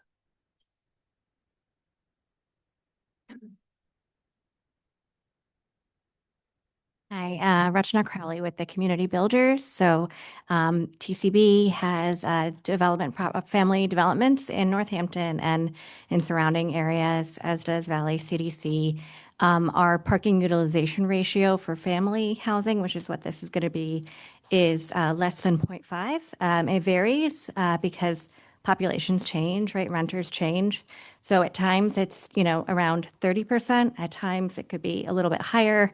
The Live 155 building that Elon mentioned has 0 parking and is fully occupied with a high demand and a lot of wait lists. So there's certainly enough of a market, and that's why we designed what we did in terms of like the 2 buildings and wanting to create as much housing as possible for the city while still having enough parking that we feel is sufficient for the market that we're serving.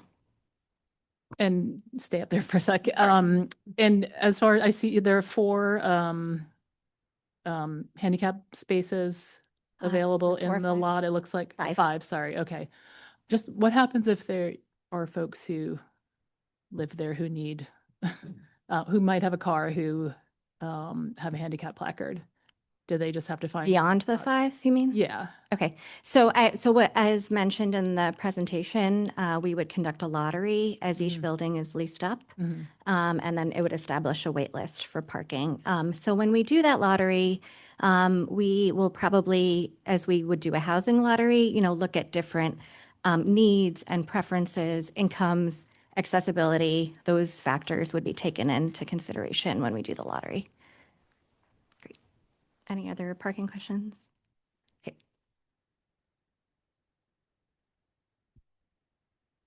Are there other questions from the board? Just one quick one on the main thoroughfare, the pedestrian thoroughfare from the VCD building out to King Street. You're proposing a small courtyard, a small play space / green space. And I think the gates there are locked, so they're fob both coming and going. So that's really just for guests. But the front space on King Street, a similar, much smaller space, that's a public space. Thanks.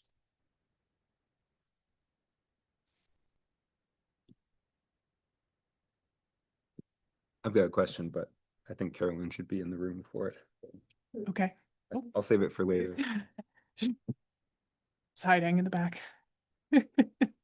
I was reading all of the public comment, of course, and there are questions being brought up about is this building facing public way? Is Merrick a dead end street? But what does that mean in our code? I don't know that we have any. We can't really relax the code just because it's a dead end street. I do think probably some of that comment didn't realize that there is a private portion of Merrick. So for the back building, I forget what that one's called, the VCD building, that's not fronting on any public way. Correct. And I also saw buried in the code here, if you have frontage on a shared path or a rail trail, you also are allowed to have residential in that case. Like you couldn't if it was a city park, but you can Right. on shared use or bike path. So I think all those concerns that I was reading about in the public comment don't really land with me. So it's really just the Valley building on Merrick. There we have, you know, we wrap the cornice around, which I think is fine. I think it's fine for the building to kind of be a little more plain on Merrick, but there's still the question about the number of doors and that sort of stuff. So I think there is like 100 and some odd feet.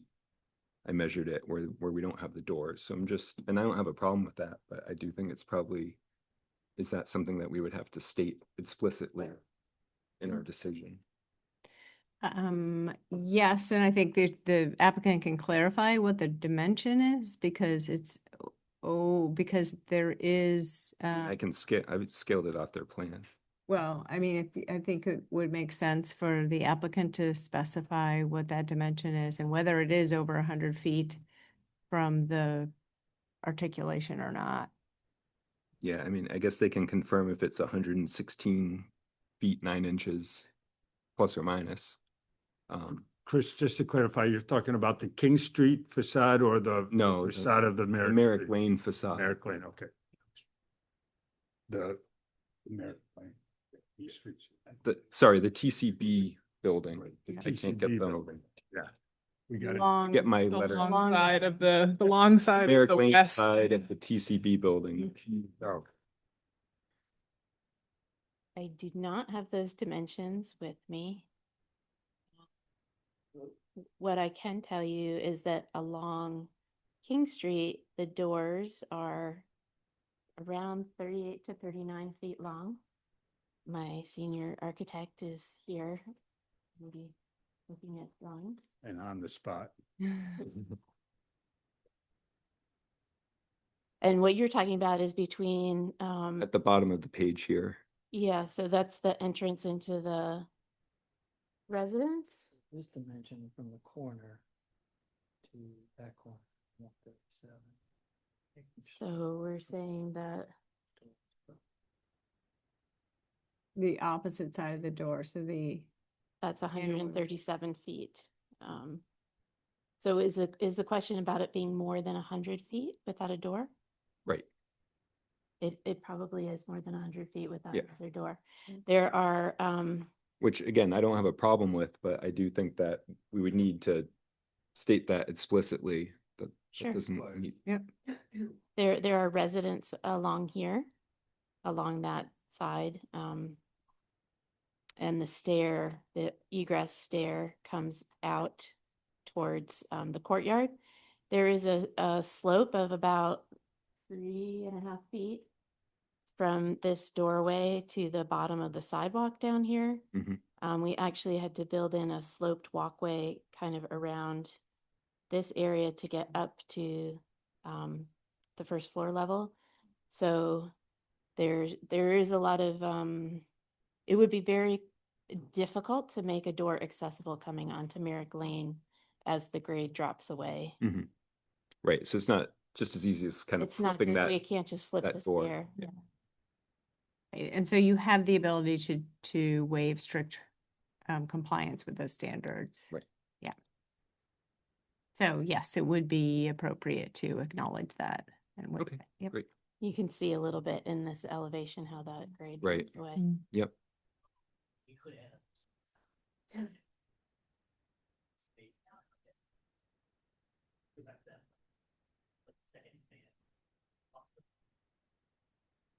Oh, that Make other, it yeah, so closer. there's another,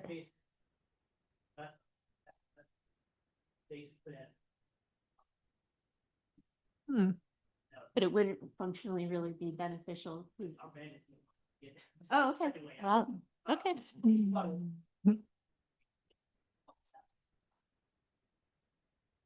Well, Okay, again, so we I'm probably have to not build with un- the grade there to do that. Yeah, don't get me wrong, I'm not unsatisfied with your design. I just think it needs to be acknowledged. Sure, thank you. That's all. Thanks, Chris. All right. I'm sure that the board will have more questions and discussion, but I think this would be a good time to move to public comment. However, before we do that, we are going to take a 3-minute recess. Fill up water bottles, stretch legs, etc. And then we will move to public comment. So we will adjourn. No, that's not what I meant to say. We'll come back in a couple of minutes. Hold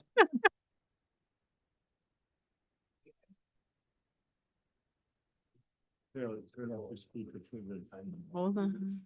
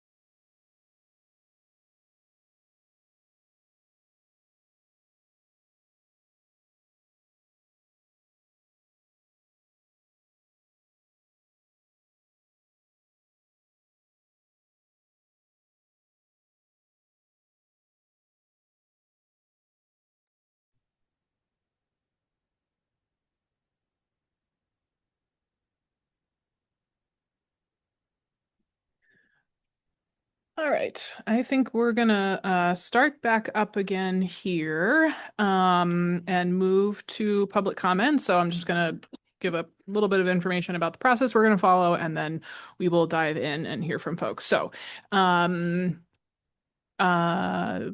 we will take comment first here in chambers, then on Zoom. When you approach the physical or digital podium, please give your name and address. Please remember to address your comments to us on the board. We will collect and kind of collate all of them and then discuss them or relay them back to the applicant or Carolyn as needed.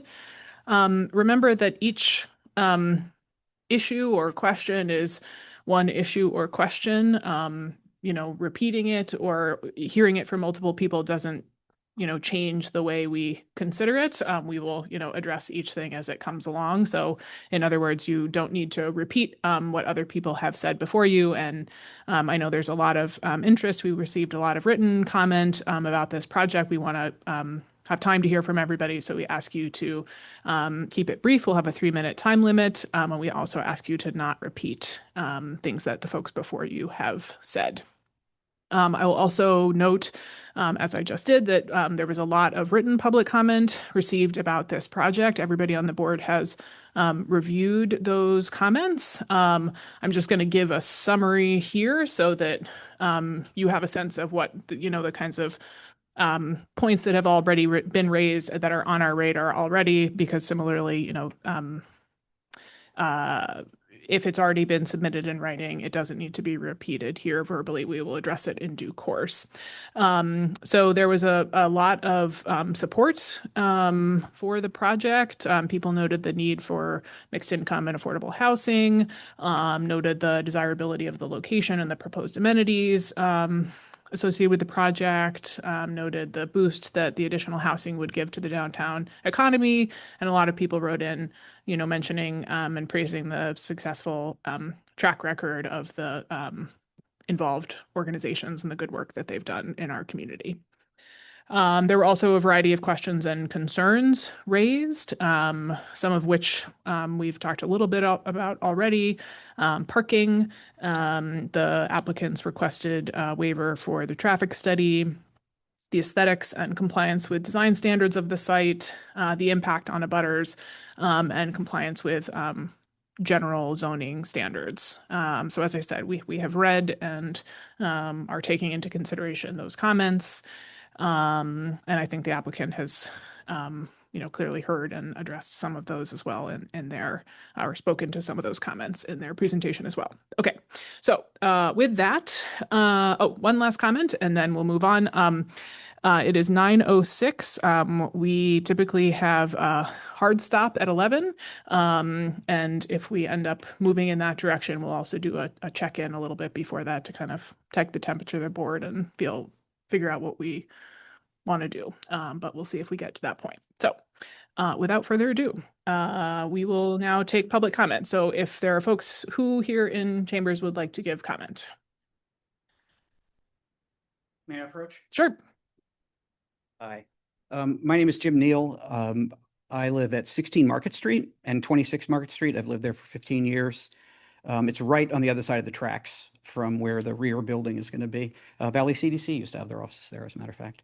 I'm a resident. I don't own the building, but all the apartments on our side are going to end up being like 50 feet from the rear of this building. There's the tracks, and then there's the bike path, and then there's probably a little bit of parking lot or whatever, or just space, and then the building.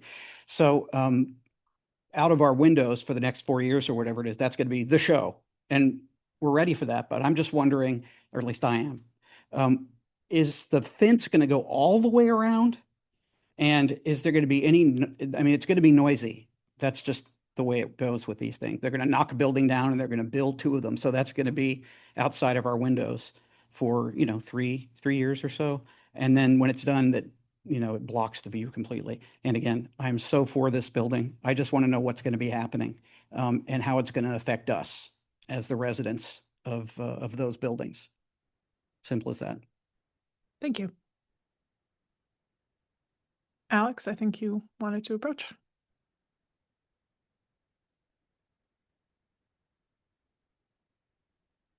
First, I have 3 questions.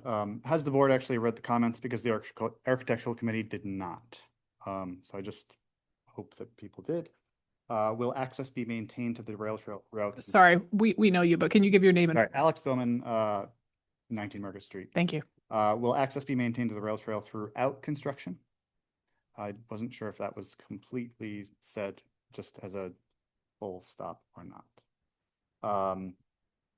My name's Alex Bowman. I live at 19 Market Street and I own the parcel known as 17 through 25 Market Street through Rhineck LLC. It's in the central business core.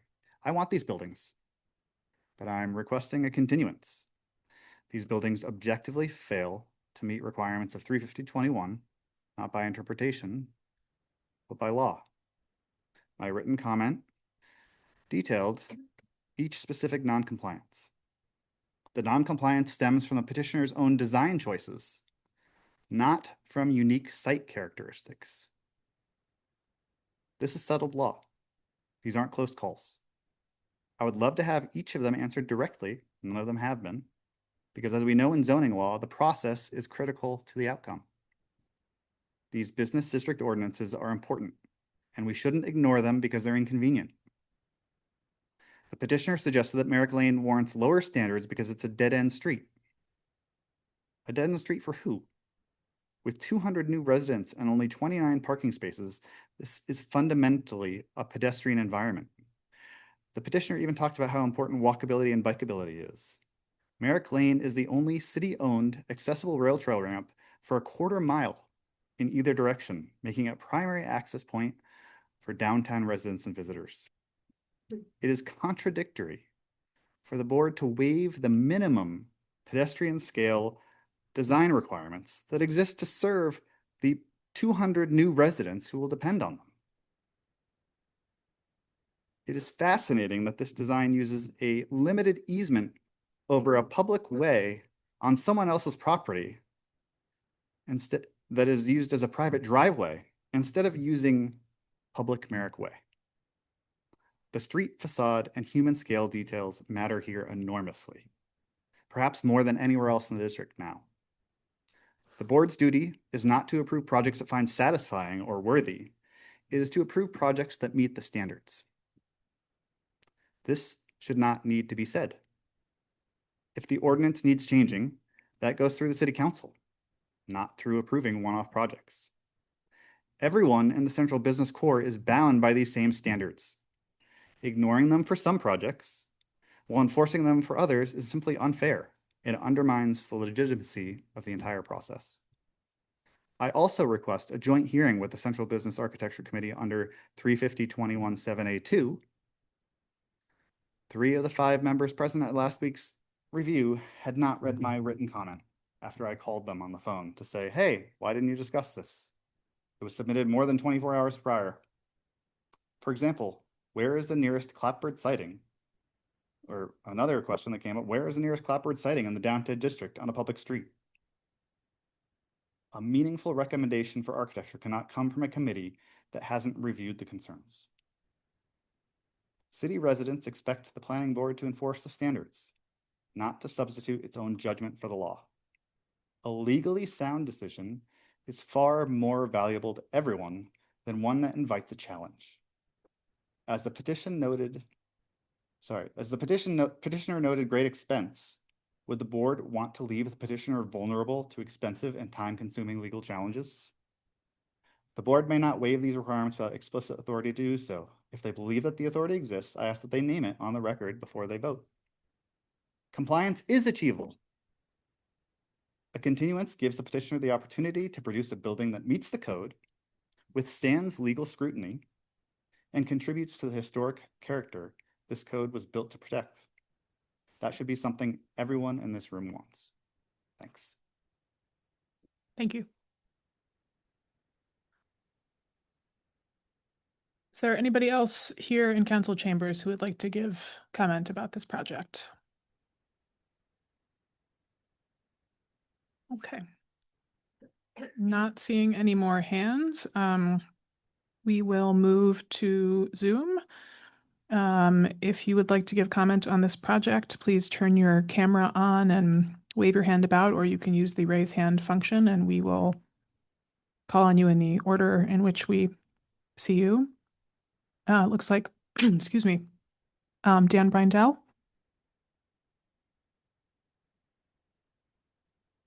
Hi, Dan Brindell, Ward 3, Northampton, a couple of blocks from where this project will be taking place. Mr. Bowman was absolutely right about all of his objections. You guys even stumbled upon a door that should be there and they just didn't put it there. But that's the letter of the law. And I want the public to understand that the law of what's required of these buildings has been changed very recently. It's been changed by the people in this room, by the planning director, by the members of this planning board, by city councilors a few years ago, which includes the mayor. You guys took away a lot of requirements on these kinds of buildings. And that's why when the builders say we built as many parking spots as we need, they're saying to get through, because all they actually need to build is 0, because you guys have changed the requirement of 1-to-1, a parking spot for a unit. Now, we heard 50%, then they rounded it down to 30%. I think if you talk to the planning director or her department, you'll hear that among Northampton residents, it's somewhere between 80 and 90% of residents own at least one car. Some of these units are going to be multi-bedroom units. That's a family. That could be 2 cars. You know, we heard words like lottery and wait list. That means there will be a shortage. So my question is not for the developer. My question is for this planning board, for the planning director to answer to the public, because this is what the public is very, very concerned about. This is what the consternation is. If you have that many units and that many people coming to this area, where are their cars going to go? Just let us know. What streets are they going to park on? When the parking garage has to be closed for construction, as it is now, and as it may be even more so in the future, where are cars going to go? When we have a big concert at the Calvin when it reopens, where are those cars going to go? This is an in-use parking lot. So this is going to be net negative parking for the downtown at a time when the Picture Main Street project is going to cut down parking during the construction, and then even finally when it's done by 50 spots. Where are all these residents going to put their cars? Are they going to be parking them blocks away and then paying for parking? Is that affordable housing? Is that housing that works for the elderly, for the disabled, for parents, for basically anybody? Nobody wants to park their car many, many blocks away. And again, I ask you, where blocks away? Where will these people park their cars? This is a plan that you guys came up with. As the director said, this contract is going through because these people agreed to build this much high density in this area. You talked about how this parking lot, it was also used for outside seating. Have we learned nothing from the pandemic? We may want this outside space. We may not want to force high density. We definitely don't want to block the one access to the bike path.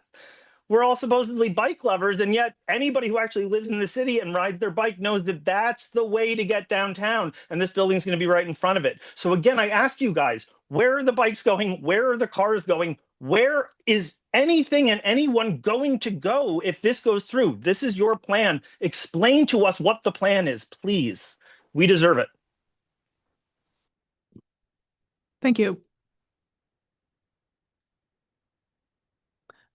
Is there anybody else on Zoom who would like to give comment on this project?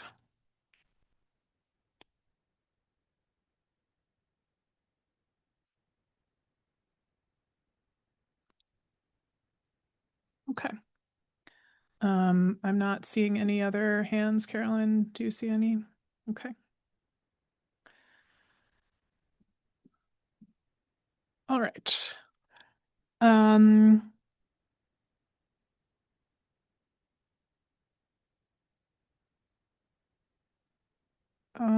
Let's see. So, couple of questions for the applicant. I'm gonna take this more or less in order. There were some questions about anticipated impacts during the construction phase. Generally speaking, there are rules in the city about when construction, the hours during which it can occur, as well as I believe noise, maximum noise levels? Carolyn, I'm looking at you. I mean, it's really construction noise is about the hours during the day. Okay. So there's limits to that. Okay, thank you. And so I guess question for the applicant, the question was raised about access to the rail trail during the construction period. Is that something that you could comment on?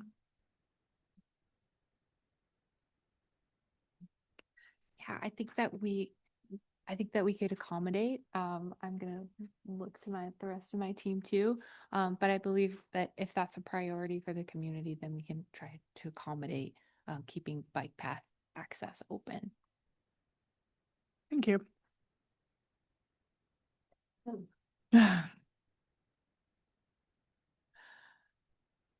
I'm gonna use the driveway.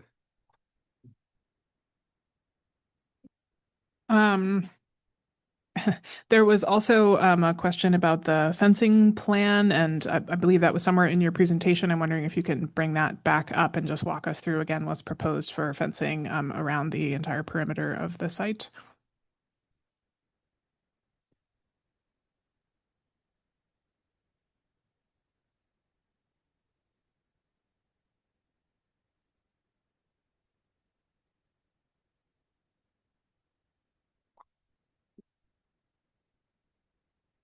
Just to clarify, the question, are you referring to the question from the community member about during construction?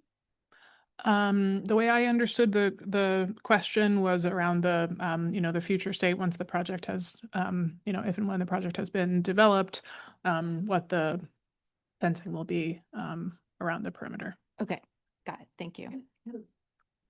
I'm not sharing my screen.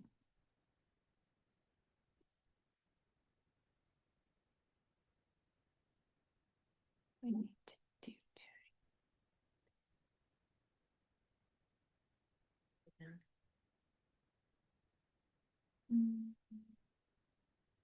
Thank you. Thanks, Elon.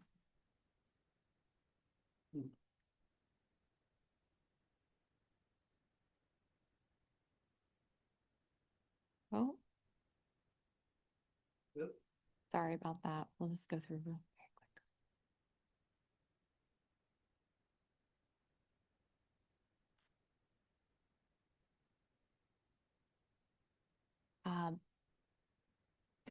We're proposing a 6-foot tall privacy fence along this edge of the property and along the proposed bike path access. Okay. And there's this decorative fence just around the courtyard area. Yes, thank you. That's correct. Okay. And because of the grading at the back of the site, that privacy fence, if we're thinking about looking at that from Market Street, you're not really going to see it. Probably not because of the grade change. Okay. I guess another way to ask that question is how much of this building will you see? What's the grade between the top of the bike path and the ground floor of the building? Yeah, so the bike path elevation is at around 137, and the top of the building is at around 180. So it's about 45, 50 feet. And the top of the fence, you won't be able to see it. It's kind of at grade of the top of the bike path. Got it. So maybe the first floor is kind of hidden and you're seeing like the top 4 floors of the building. Yeah. Thank you.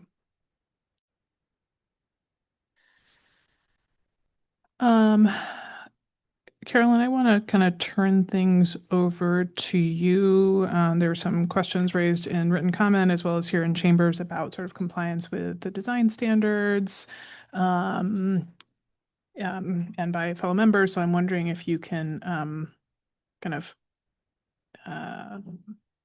help us think through those concerns.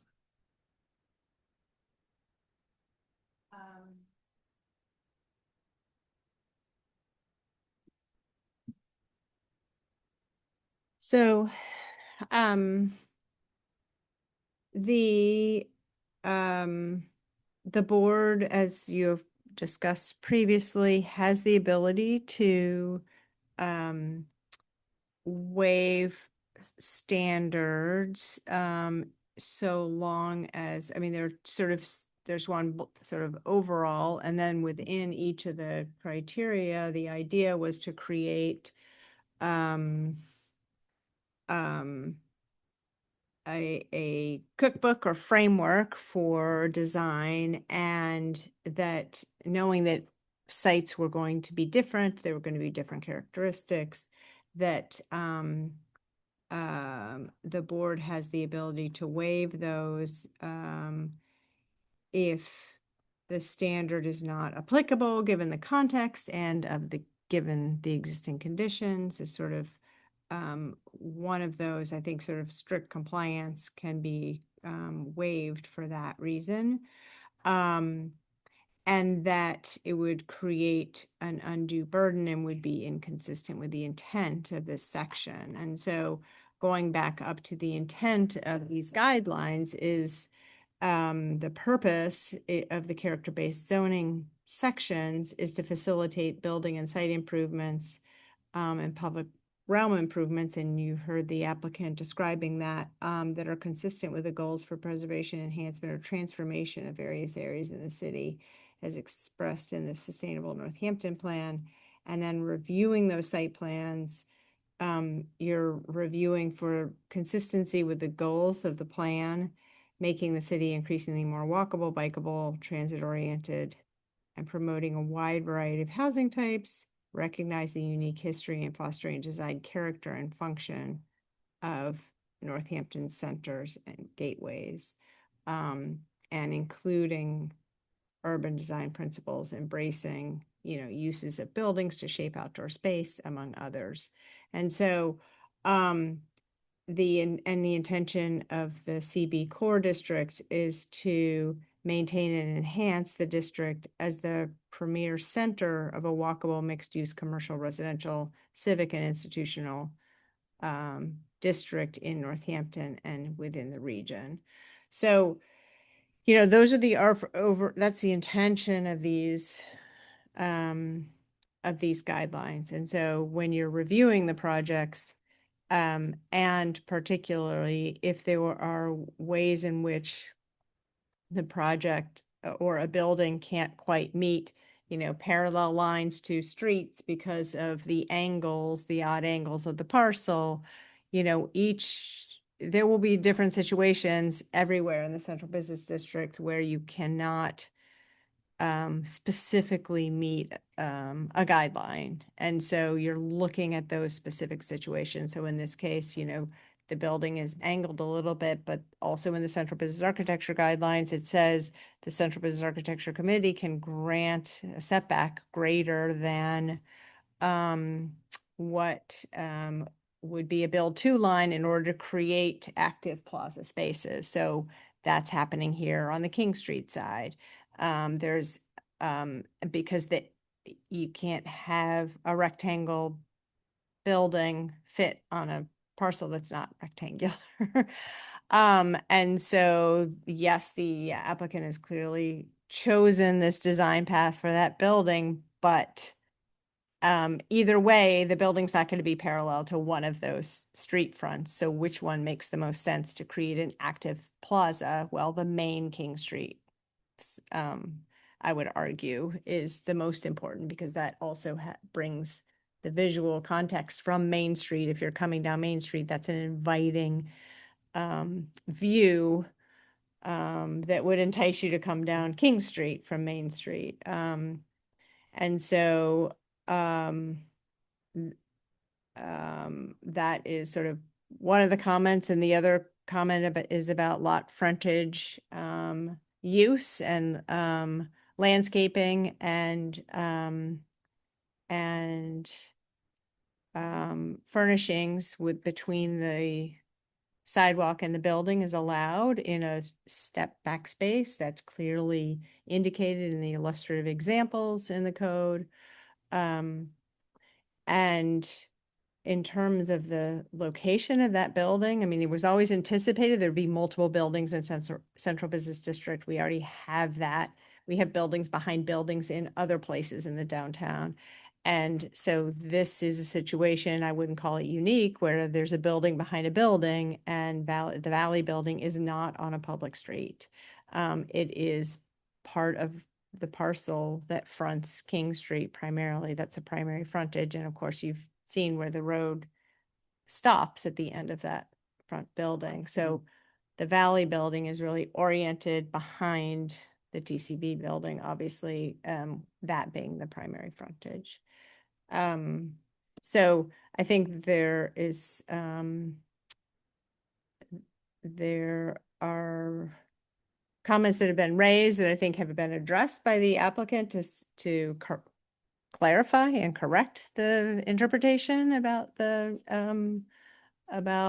stated design criteria. But you all, I think running through those certainly can make findings that the criteria have been met.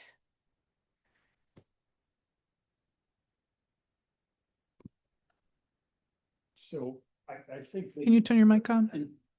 Thank I you. think the nub for me is how we see Merrick Street being used. You know, there are comments that do we need to have right now, the Merrick Street facade is pretty straightforward. There is some return from King Street in terms of the cornice work and the treatments, which is great, but that only goes partially down Merrick Street. So do we want to see that kind of cornice work and articulation expand all the way down on that building? Or do we see Merrick Street more as kind of a utilitarian street, just getting folks to a parking lot and not really part of the downtown? We saw the example of Live 155 where the back end is very different from the front end because it's the back end, you're only visible from a parking lot and the bike path really to see that aspect of that building. And is that the same here at the TCB building? Yeah, it is the same that the Calvin isn't in operation right now, you know, and the Calvin was constructed back at a time when we weren't worried about big blank walls, and it was the nature of a theater is like that. But right, you go down that street and it's not very friendly. It's dark and gloomy at night, and we're hoping that this TCB building brings a little bit of liveliness to the walkability of Merrick Street, Merrick Avenue, Merrick Lane. Yeah. Yeah, and I know there's certainly a cost factor involved in continuing that articulation and the details that we see on King Street on the TCB building to see it come all the way around onto Merrick Lane. It would be more, certainly it would fit more the letter of what our zoning asks for. But again, I think for us, it's that call around what is Merrick Lane? Is it really a part of the main street? In reality, it is, but it's its use is very different.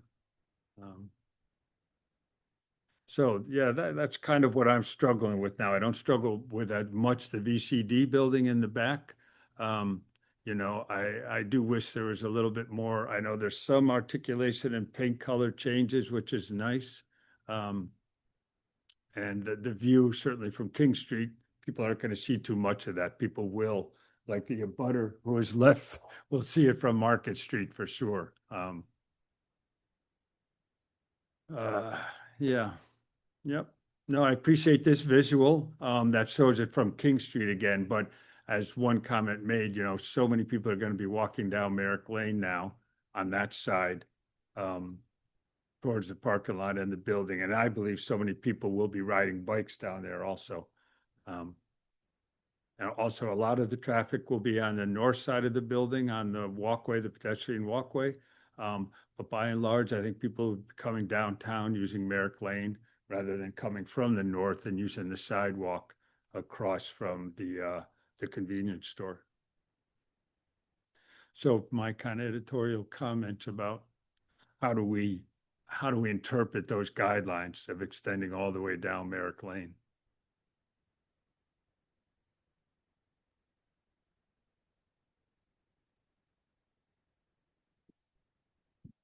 Do other people on the board have questions or comments about the ways in which this project does or does not meet the intent and letter of the guidelines? I mean, as Carolyn said, I think it does make sense for us to go through and kind of explicitly talk through them, but as we're on the topic now, does anybody have anything to add?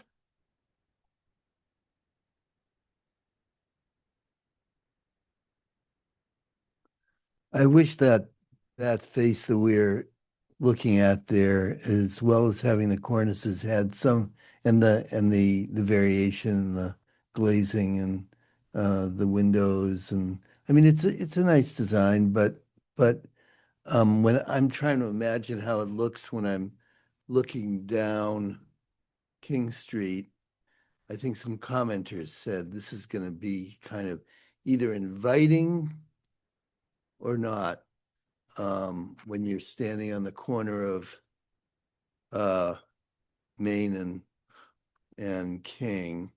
Yeah, that kind of view. Thank you. And I just wish, I don't know, personally, I feel like there should be more brick on that face, but the you know, the general design qualities are good. I just wish it was a little bit more inviting and not so imposing. Well, but I'm not gonna die on my sword on this one. It's just a comment I wanted to get out.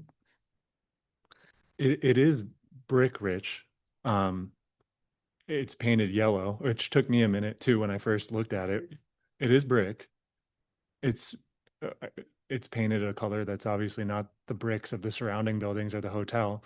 I really like the deviation and that it's not straight up parallel with King Street and that it responds to the Hotel Northampton. It's going to look really like it's a parallel line with Hotel Northampton. I think that's going to be a fantastic gateway when you're standing on Main Street looking down King.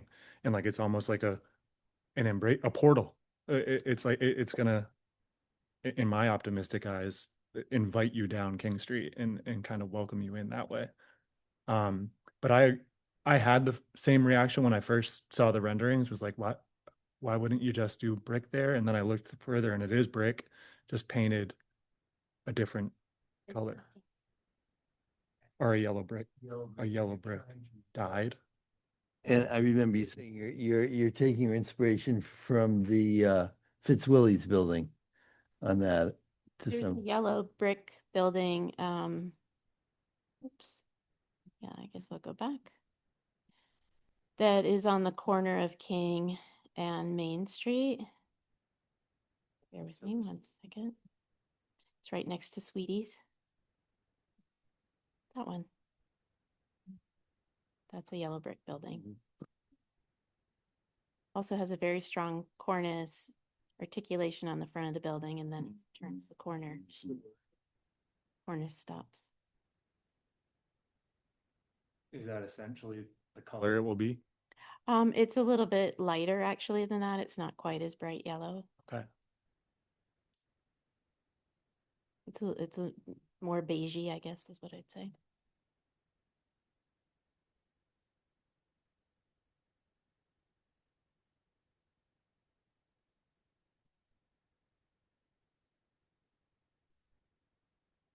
Well, I again think Merrick Lane is a public way. So whatever that means is what that means. So this building, whatever it's called, TCB building, is that the one we're looking at? That's what we're calling it. Should respond to Merrick Lane being a public way. Or we should say it doesn't have to respond to Merrick Lane being a public way. But I don't think we can say that Merrick Lane is not a public way. Personally. I don't think we can say, oh, because it's a dead end street, we don't have to follow the rules. I'm not sure I heard anybody saying that, that I think it's just a different side street. I think the back end is not a public way. Right, I agree. Where Valley Building Agree, is what, 100%. yeah. So I guess you need to determine which standards you think are not being met along Merrick Lane. And is it Well, the door issue and well, it would be all of the articulation of the- fenestration, articulation, doors. I think it's also residential use on the ground floor. Yeah, the central business architecture guidelines aren't about uses. I'm sorry, the central business core districts are not about uses. So there's a typology. That typology along the side is not residential. It's either commercial, it's primarily commercial. And so I don't know that, There are some residences towards the back. right, there's residential use, but the building type Oh, because is not residential type. high ceilings. Because and the window patterning, I think, is the same as a commercial type building. So that's not, so it's not, I'm sorry, a commercial type building. So it's not a residential type, as the core guidelines state. I think the articulation piece is, maybe is the waiver, and, the, parapet along that edge maybe is the waiver. And depending on whether there's a door or not, within, you know, 100 Right. feet. I mean, to me, to add a door 16 feet closer just for the sake of adding a door doesn't really Yeah. move me. Yeah. Because we're so close to the intent that, you know, it's not like they're proposing a building that's set 100 feet back with a parking lot in front of it, right? Like we're very close to the intent of the guidelines. If it's moving a door 16 feet, it just for the sake of meeting a guideline, that doesn't move me. Yeah. And then I just add, Ask the applicant to give us a graphic of from the south side from Merrick, standing on Merrick Lane and looking at the building, which I believe is the south side of the TCB building.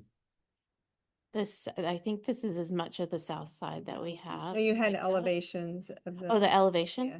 Sure.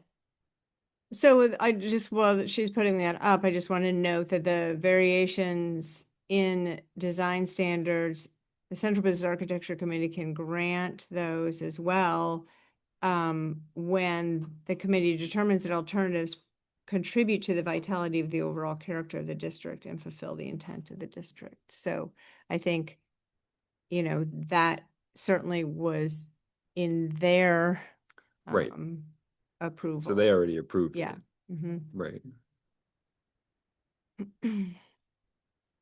No.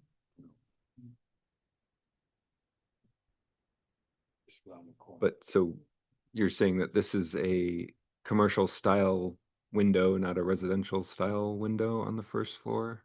Or just because it's a different So the, adding, it's yeah, I mean, so if you look in the core district standards or guidelines, and they talk about the different building types. The residential building type is really focused more on smaller buildings, front porches, you know, less glazing on the first floor. And so, but the commercial building type shows sort of this similar glazing, because you really could convert this. I mean, this could be commercial space at some point. Right now, the intention is it's all residential. But there's nothing in the criteria that wouldn't allow you to use that. And this could be this window treatment or patterning, I think, could accommodate that. But if you look at the guidelines for what a commercial building type is like, there are many buildings with, you know, that have windows of this sort, like on Market Street or some of the other side streets.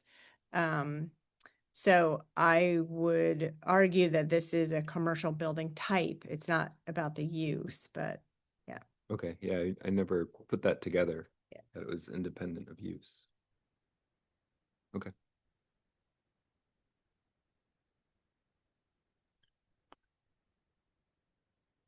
So it can be interpreted that looking at this, that the parapet would extend all the way the length of this building, as would the cornice at the top of the fourth floor extend all the way, and that would break up this facade a little bit more. Or give it a more of a reflection towards the Main Street buildings.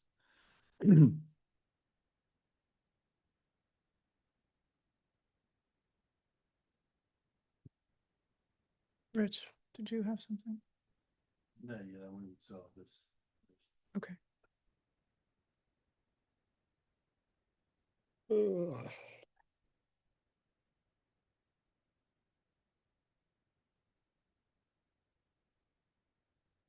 I think as part of the presentation too, there was a focus on the other end of the Merrick Lane, which is the private side, and the side, that facade of Fitzwillies also shows the cornice stops, and there's much less glazing on that sidewall, of course, and there's no parapet.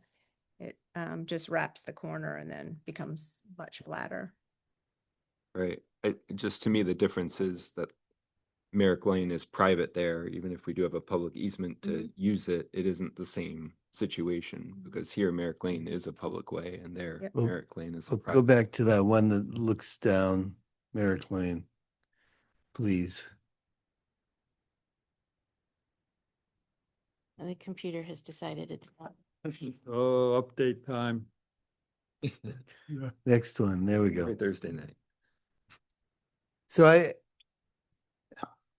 might, Jen. No, yeah.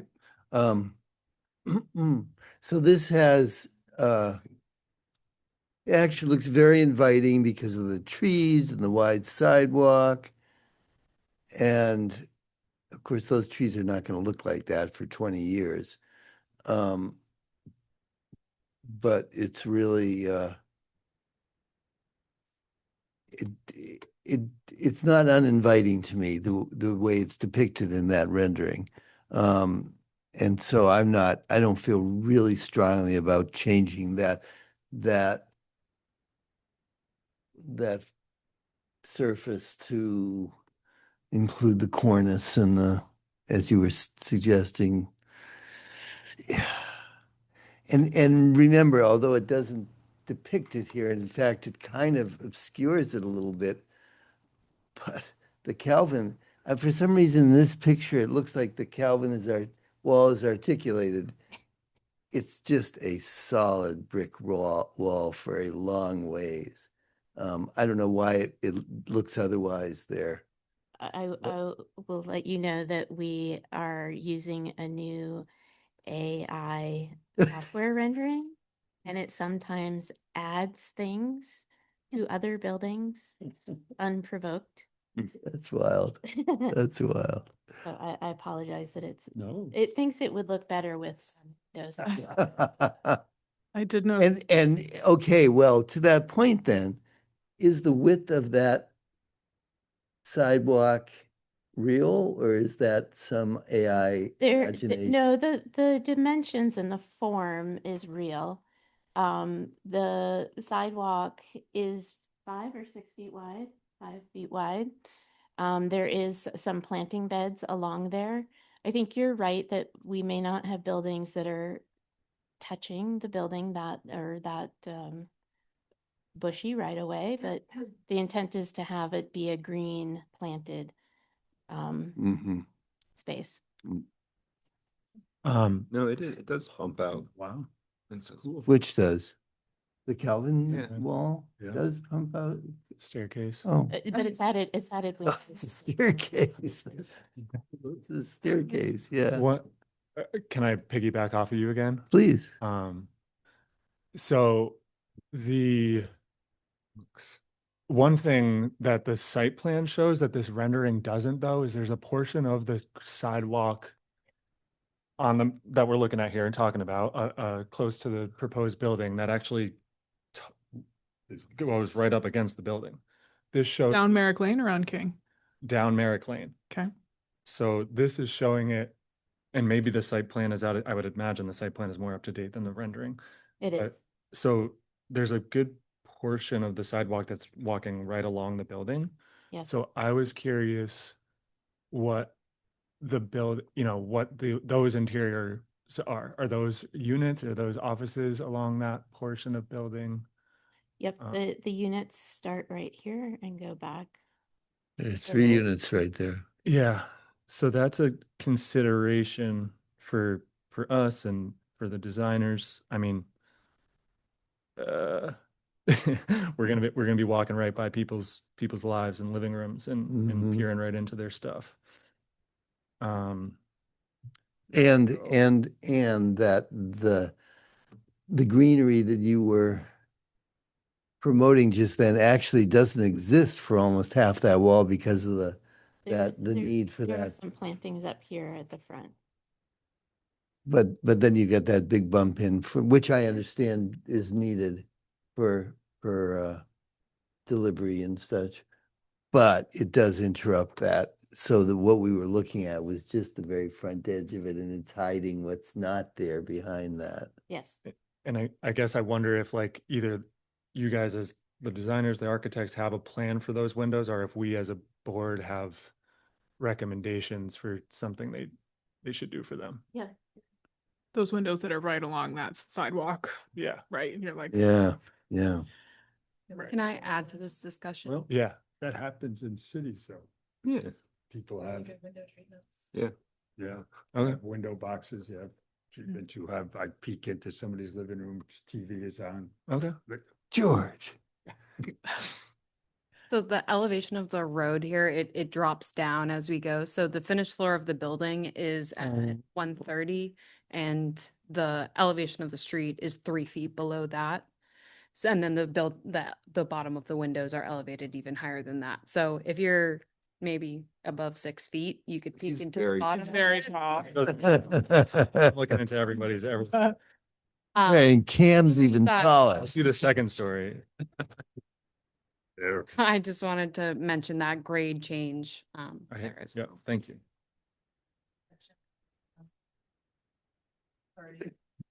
Yeah.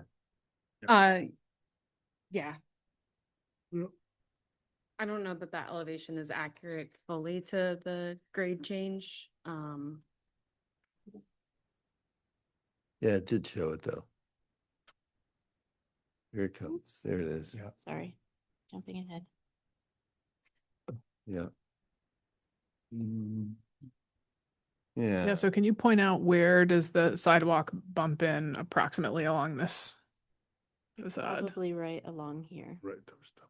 Okay. Right there. Mhm. These are very tall windows. It is 14-foot high floor height, for the whole building because that's required at the front of the building for the commercial space. So those windows are 6 or 7 feet tall. They're tall windows. All that to say is that somebody could have window treatments and still get lots of light and have visual privacy. You're living in an urban context, and Cafe we curtain. did talk about that a lot during the design, but also felt it was really important for people to have easy access to that door, like moving in or deliveries or somebody picking up ride share or yeah. Mhm. Okay.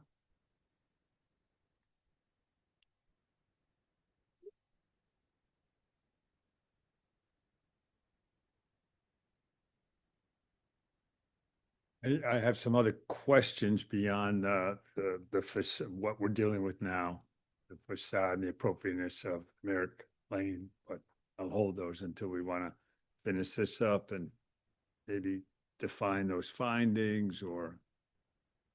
Okay. Well, I'm wondering if this would be a helpful moment to kind of go through, Carolyn, the specific, to your suggestion, go through the criteria specifically and kind of discuss point by point and come to some conclusions. So, Your mic. the site plan, so this is a site plan approval. And for the size of the building, and then the footprint of each building is slightly bigger than 10,000 square feet, so that's what's triggering the special permit. So the site plan criteria is about the requested uses, protecting adjoining premises against detrimental uses in the build. So in this context, buildings, the buildings are multi-tenant buildings that are allowed by, and multi-use buildings allowed by right in the district. There's an increase in pervious coverage, and there's a break in the buildings to allow views to continue to be seen through the rear of the property. It's talking, not that there's a requirement to maintain views, but that was the applicant's attempt to address abutter comments. And this is adding 91 units of affordable housing and 3,000 plus or minus square feet of commercial space to the downtown, which replaces an existing civic or office building, I guess I would say, previous office building. The next criteria under site plan is about promoting convenience and safety of vehicular and pedestrian movement within the site and adjacent streets, and connecting to existing cycle tracks as applicable. You've heard about the connectivity from each of the buildings out to King Street, to the existing crosswalk, and the separation of those pedestrian paths on both sides of the building. And the arrangement of parking and loading spaces is consolidated to allow for that pedestrian and bicycle movement and connectivity, as well as bicycle connections to Main Street. And the project will not decrease the level of service of various city roads affected by the project. Access by non-motorized vehicles has been accommodated, and there are facilities for storage for bike racks both inside and outside. The next criteria to evaluate is about the function of the site relative to other structures and open spaces and existing buildings. There's a vacant, pretty dilapidated or open parking lot that will be replaced with active use for 91 residences in 2 buildings, including outdoor space. The rear wall facades along the bike path have features to invite pedestrians from the bike path, as opposed to the rear of typical buildings in the commercial district. The next criteria is about requested use will not overload and will mitigate adverse impacts on the city resources, including the effects on water supply and distribution, sanitary and storm sewer collection and treatment systems, fire protection, streets and schools as applicable. So the stormwater permit has been issued. There's a plan, if grant funds are available, to completely rebuild the aging water lines within the King Street and Merrick Lane. There is water and sewer capacity. The water, all of those lines will be reconstructed, and additional stormwater treatment is proposed for roof runoff and the site. And then the next section is about requesting that the requested use meets special regulations set forth in the chapter, which includes consistency with the intent of the character-based zoning districts as written in section 21 and 22, if applicable. And of course, that intent is to ensure that projects are consistent with the goals of sustainable Northampton, and including increasing the walkable and bikeable and transit-oriented capacity, and promoting a wide variety of housing types, recognizing the unique history and fostering desired character and function of each of the Northampton centers, and which includes buildings that shape outdoor spaces, demarcation of public and semi-public and private space, and public and semi-public spaces viewed from the buildings as well as the public realm, creating human-scaled buildings and design. So the board should make a determination that those intentions have been met. And of course, you've heard that the Central Business Architecture Committee has reviewed and permitted the design components of the building orientation of both buildings consistent with those guidelines, including the angle along King Street, which is the primary frontage, creating a high-quality plaza space within that area to allow for that stepped back front from King Street, creating, again, that active outdoor seating in the lot frontage zone. And the rear building not fronting on a street is entirely residential, which is consistent with the zoning and with the allowances in the core district. So then you'd want to make a finding about the building materials, glazing patterns, and the remaining criteria in those guidelines, which you've talked a little bit about relative to this front building or the Merrick Street side of this building. And then on to the remaining site plan criteria, curb cuts on the streets have been minimized. So there's just that one curb cut coming in from the very end of the public street. And pedestrian, bicycle, vehicular traffic has been separated on site with connection to the bike paths and sidewalks, public sidewalks. The ramps and gradings meet ADA standards. And then related to the special permit for the footprint greater than 10,000 square feet, this requires a different vote from the board, meaning a supermajority vote, but it's about the footprint. The specific, there aren't really specific approval criteria related to that, but generally the requested use needs to bear a positive relationship to the public convenience and welfare and not unduly impair the character or district of the zone or be detrimental to the health, morals, and general welfare.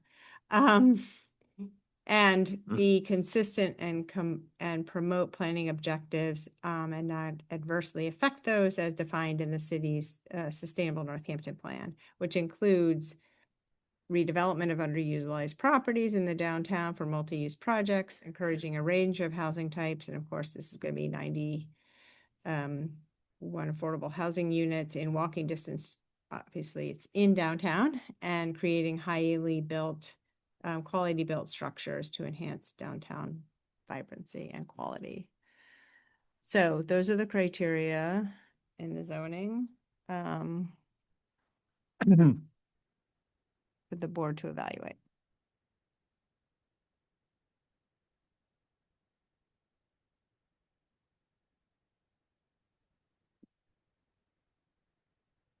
So, I mean, I think thank you for articulating all of that. I think, I mean, from my perspective, most of that seems pretty clear and uncontroversial. I think the biggest sort of questions or clarification that's needed here is, related to the, materials, the glazing, basically the articulation, parapets, et cetera, the treatment of this side of the building that we're talking about here. And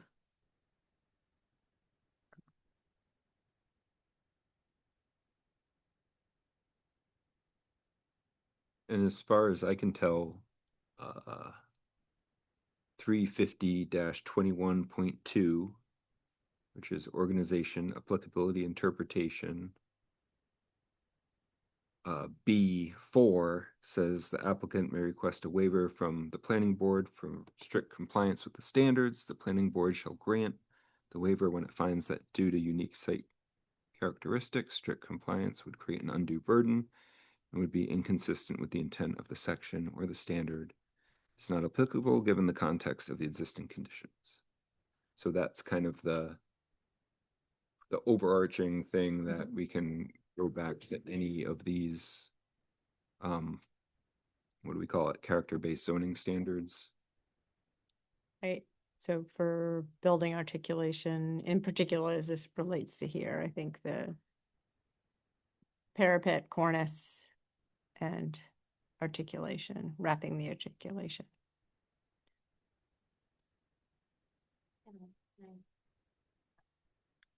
Yes.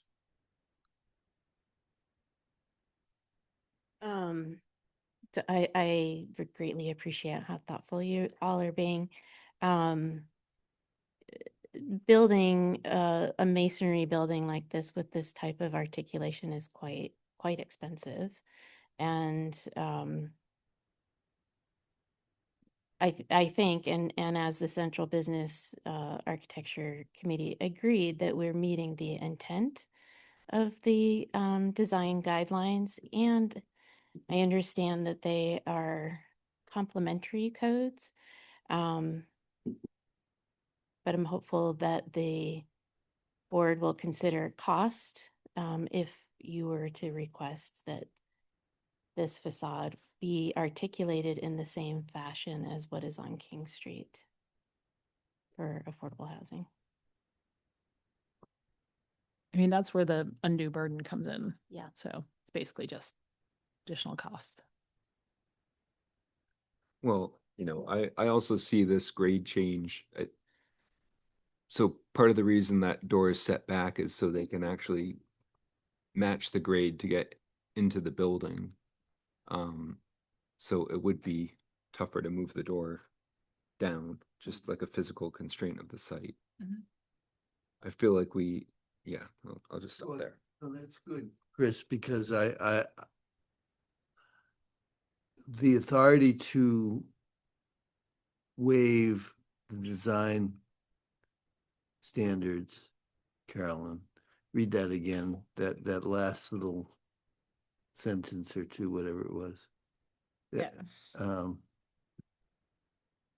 Was that what I had just read? Yeah. Yeah, I want to hear it. I'll find it again. Oh, you got it? Oh, whoever's got it. Forget I where it just went. want to hear it again because really Really? we've got to, that's exactly what we've got to abide by. The planning board shall grant the waiver when it finds that due to unique site characteristics, strict compliance would create an undue burden, would be inconsistent with the intent of this section or the standard section, kind of period, or the standard is not applicable given the context of the existing conditions. So I think the part that I'm struggling with is I can understand the undue burden in terms of the cost, particularly for the purpose of this site, but the way that that language is written suggests that it's the site characteristics that make it burdensome, not the cost or the use or another feature.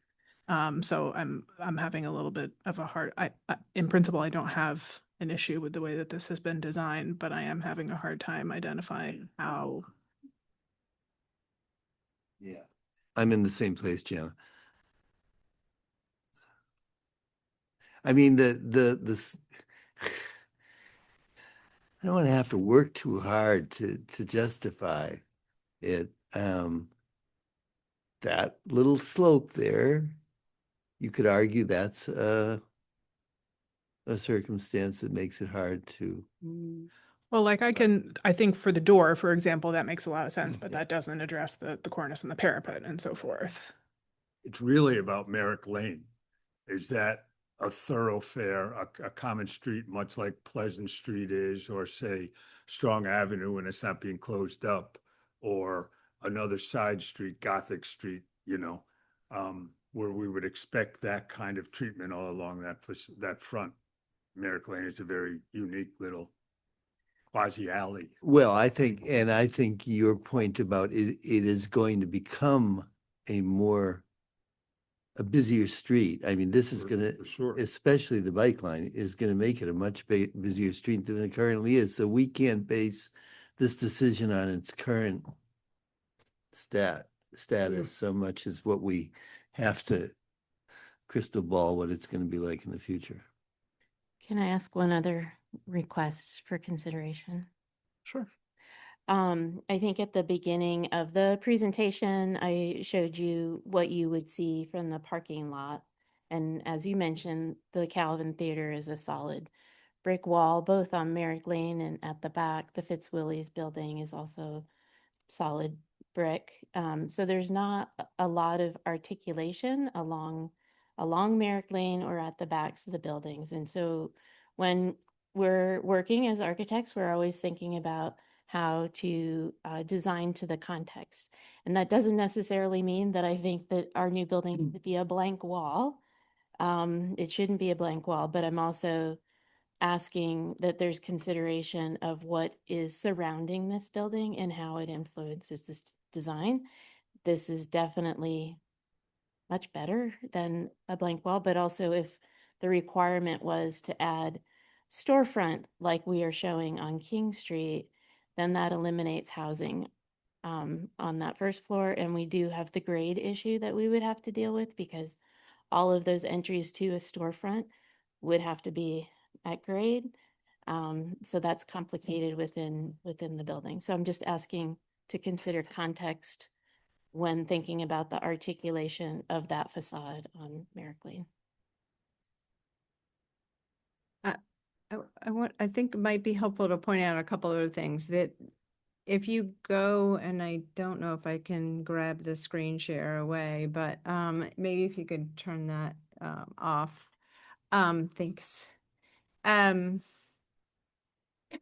So this central business core illustrative example shows a corner building. And I think what you all are sort of struggling with is wrapping everything and making everything, because there's two street fronts. You clearly have a primary street and a very, very, very much so side street, not a through street like Center Street or Masonic Street or Crafts Ave or any of those.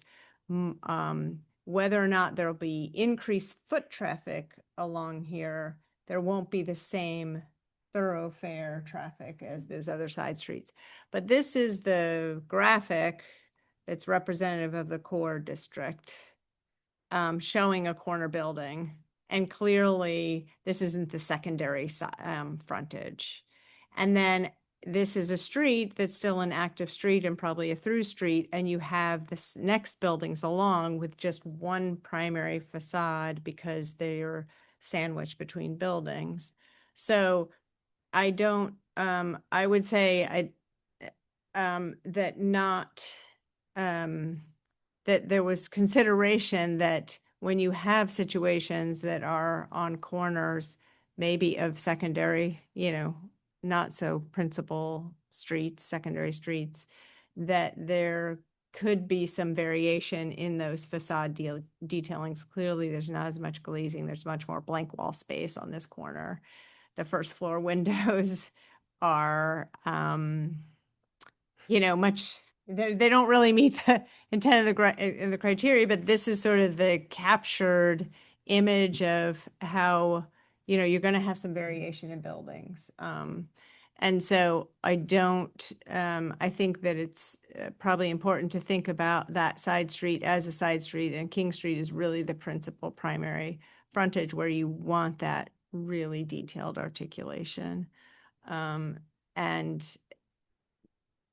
whether or not there'll be more pedestrian activity, consider that, does the articulation really take away from that pedestrian vibrancy?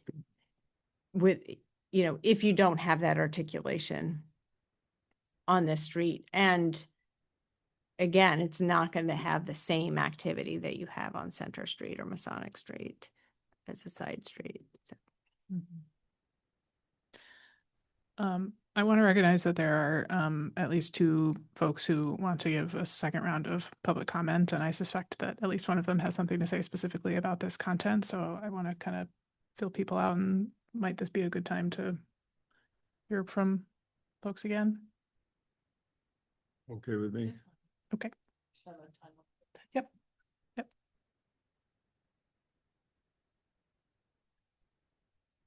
One question I forgot to ask earlier is how is the 6-foot width of the bike lane decided? Oh, sorry, Alex Bowen, Market Street. How is the 6-foot width of the bike lane determined? That's going to be a major way into the city, so 6 feet seems too narrow. I would also suggest that all of the board members review the language in the ordinances, become very familiar with it, because your interpretation of that is what matters. It's not what Carolyn's interpretation is. She can help and she can provide her own opinion on what it means, but that's not the law. So I would encourage you all to become very familiar with how it works, because the decision is not how Carolyn interprets the language that's in here. It's actually what the language says. So that you may be getting some information that is being filtered through Carolyn that is not exactly what the ordinance says. So I read things and I read them one way. You read them another way. Carolyn reads them and she reads them in another way. So I encourage you all to read those things and make sure that you understand the implications of those decisions as well. Thank you. Thank you. I just want to respond to that a little bit. Speaking for myself, one of the reasons I like to have Carolyn read these things is not so that because I've never read it, it's because I want the public to hear what's in there as well. And I don't expect every member of the public to read that. So I think, to be clear, I'm not saying, gee, I don't know what's in there, tell me. I'm saying, tell the public what's in there. And I think that's a very different thing. Thanks, Rich. Well said, Rich. One final comment. I was just wondering if the board could address the specifically the additional building design standards for CB Core in 350.21.7K 9D. Specifically around flat roof, 7K, 5B and 9D, which are around flat roofs. And we haven't really discussed the back building very much, but it seems like those would apply, as there's a special condition which says all projects subject to site plan approval and or special permit shall comply with any design guidelines. Shall comply with any design guidelines, which means they are no longer design guidelines. It is a shall comply. So thank you. Thank you. All right, turning things over to Zoom. Dan?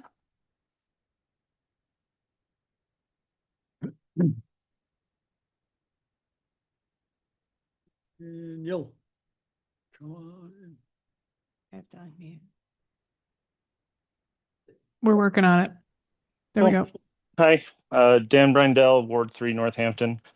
Yeah, just to echo something that Mr. Bowman just said real quick, I think me and he are both members of the public who have had to educate ourselves on what these laws and ordinances say and guidelines. And I think both of us are saying the public should not be only hearing the interpretation of these laws and guidelines from the planning director, and you guys should obviously come forth with your own interpretations of a lot of these.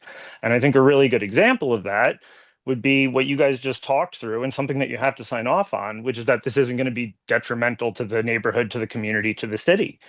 And I think big picture, and what the planning director has said and what the builders are saying, is that this is going to be big picture beneficial for the community, et cetera, et cetera. We need more housing. This will open up, King Street or whatnot.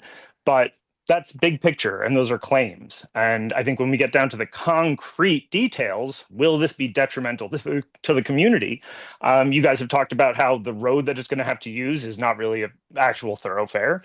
You've talked about how it's going to block off access to, outside dining, an important bike entrance, et cetera, et cetera.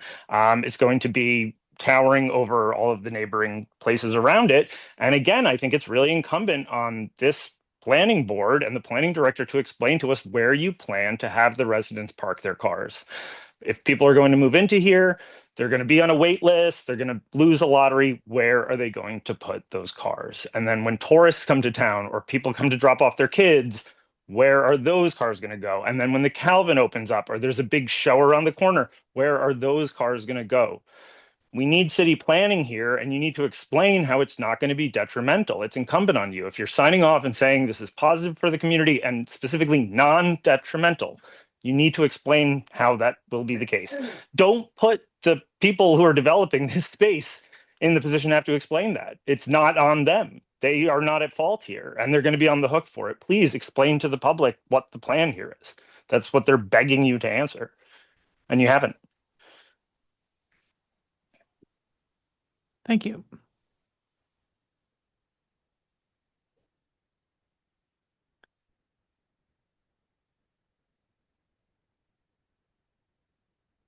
So George. if I might, I wanted to move a little bit over to pedestrian, bicycle, and vehicular traffic movement. That's a big one in one of the technical performance standards. I know there's a proposed walkway from the VCD building on the north side of the TCB building that hits that crosswalk right at King Street. There's a big magnet store over there called a convenience store. I think a lot of folks are going to be crossing King Street now. And right now that walkway, that crosswalk from the Hotel Northampton to this site is really pretty dangerous because of the park in there. I don't know if folks have experienced that. So we've really got to put some extra care into that crosswalk. I don't know if and it's beyond the scope of the Main Street redesign. And I don't know if the Mass Works money can impact anything around traffic mitigation, but I almost think that crosswalk needs to have a pedestrian activated signal, even though that might mess with the signaling on King and Pleasant Street. But something has to be done there maybe it's a raised crosswalk or something for cars. With 91 apartments, people not having cars, we're going to see a lot of people crossing there. So I'd like to see that crosswalk addressed a little bit more. I'm still somewhat concerned about the access to the bike path there. People don't as frequently go all the way down to the train station to get off and come into town.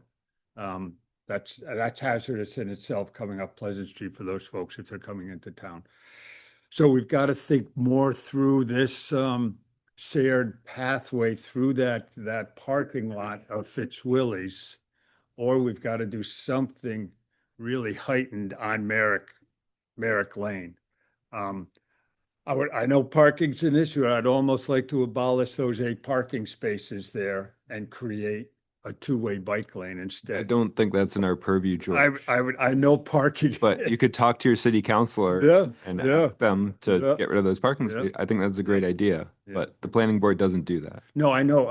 I'm just kind of for the public's information. That's not in our purview. Okay.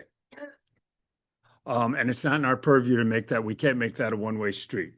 But we're asking for problems there with what we're going to see in terms of car traffic and bicycle traffic in the future. Somebody's got to be creative around it. That was my poor creative solution.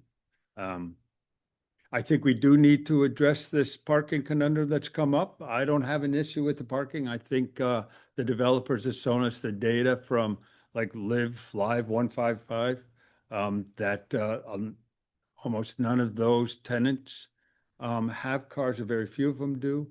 And there hasn't been a cry and a storm about parking issues along King Street or the use of the parking lots at the train station. Somehow they figured out where to park. And I think the folks who move into these buildings will also figure out places to park around the city. I know that we had a letter from the owner of the Hotel Northampton, who's very concerned about that also. And I'm sure he's been doing very, very busy events there. He's been telling some of his clients to go across the street behind that deserted building. There's a free lot there after 8 o'clock or 10 o'clock and park over there.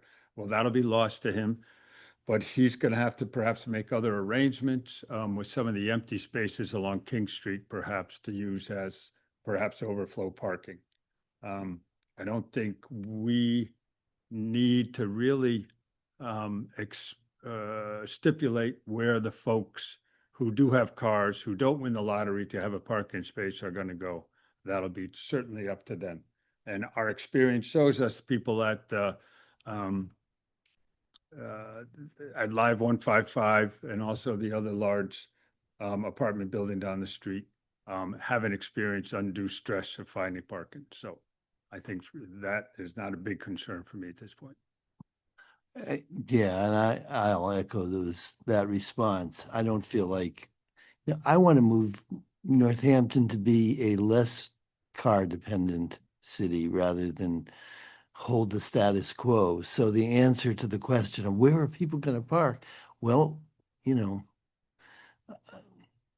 I think people are going to learn to not need a car in some of these. And if that doesn't work with their lifestyle, well, they're not going to live there.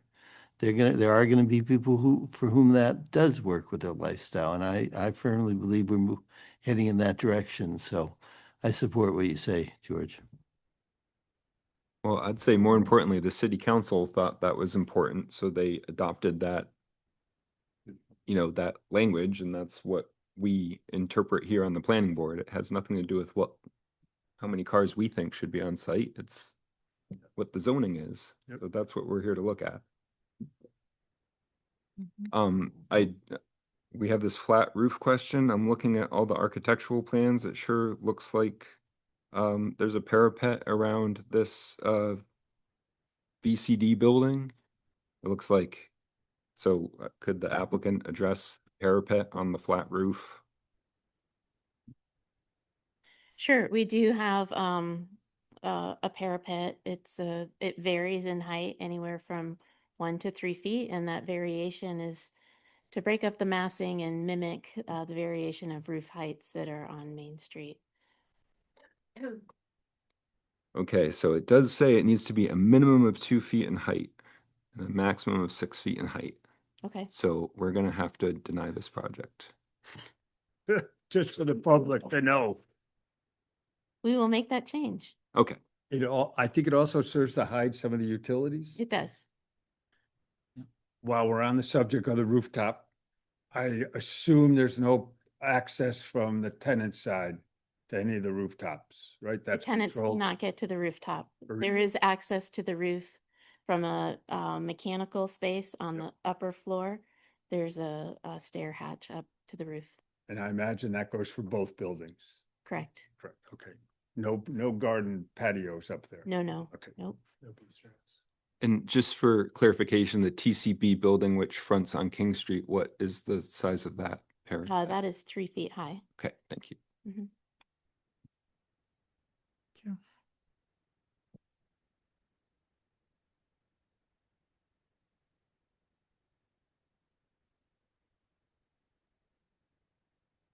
We have like a table that lists parapet heights, like with a zoning table.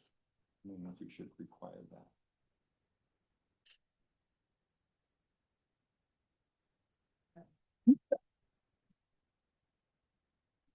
Just took that on. We're a couple of minutes ahead of time, but it is 10:26. I said I was going to do a kind of a check-in at 10:30. I think there's a variety of questions and issues that have been raised. There's a couple of things we have not yet talked about, including the waiver of the traffic study. So let me just sort of pause and feel people out if they feel like we want to just keep going for the next half hour and see what we can do. Do you want to pause here? What?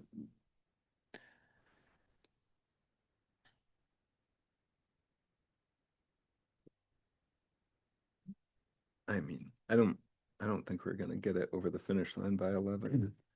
First, the sense I get. Mhm. There's a lot still here. Can you turn your mic on? Thank you. I agree with Chris that I think it'll be a struggle to get it done in the next half hour. And if others agree, I'm not moving, but I would move to continue. if others agreed with that conclusion. I also, and there was one other thing I wanted to inject, which was this concern that one of the commenters raised about our lack of coordination with the other commission, and that that's not an optional thing. I don't know. I guess I need Carolyn to advise us on that a little bit. I mean, I can jump into, my understanding is that that's an option to us, but it is not required, much in the same way that it's an option for us to have joint hearings with legislative matters, but we don't have to. The two bodies have to have their own hearings, which is why we take separate votes at those joint meetings. So Yes. it's something that's available and can be beneficial and convenient. Sure. But there's also rules about, how promptly meetings need to occur. Yeah. And so sometimes it's simply not feasible for those joint meetings to happen. And I think that's part of what happened in this case. To be clear, I'm not saying that that this is bad and we need to do that. I was just wanting clarification, that's all. Yeah. Thank you. All right, so we've heard from at least a couple of members that, and I think I agree that I don't think we're going to be able to bring this over the finish line in the next half an hour. I think what we should do, if we need to continue mostly based on time, is if there are, the applicants here, they've been hearing the nature of our discussion. If there are particular, as ever, if we're continuing, I think we want to give the applicant clear information about if we want them to be coming back with anything different next time. Now would be a good time to clarify that. So maybe we can focus on that, and then over the next few minutes here, and then take a vote.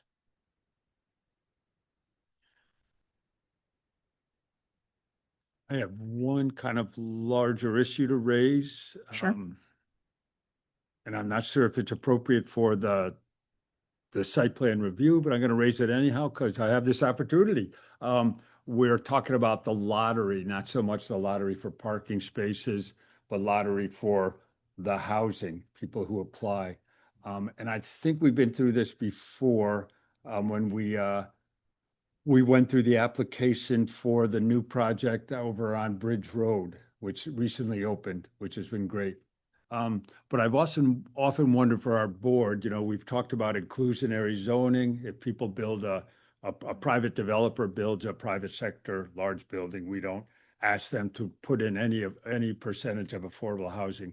But I wonder if there's any criteria for the selection of applicants to these kind of buildings for people who are residents of Northampton or are working in Northampton. Because we hear that often from our neighbors. Why can't the people who are teachers, firemen, we've struggled with workforce housing and everything.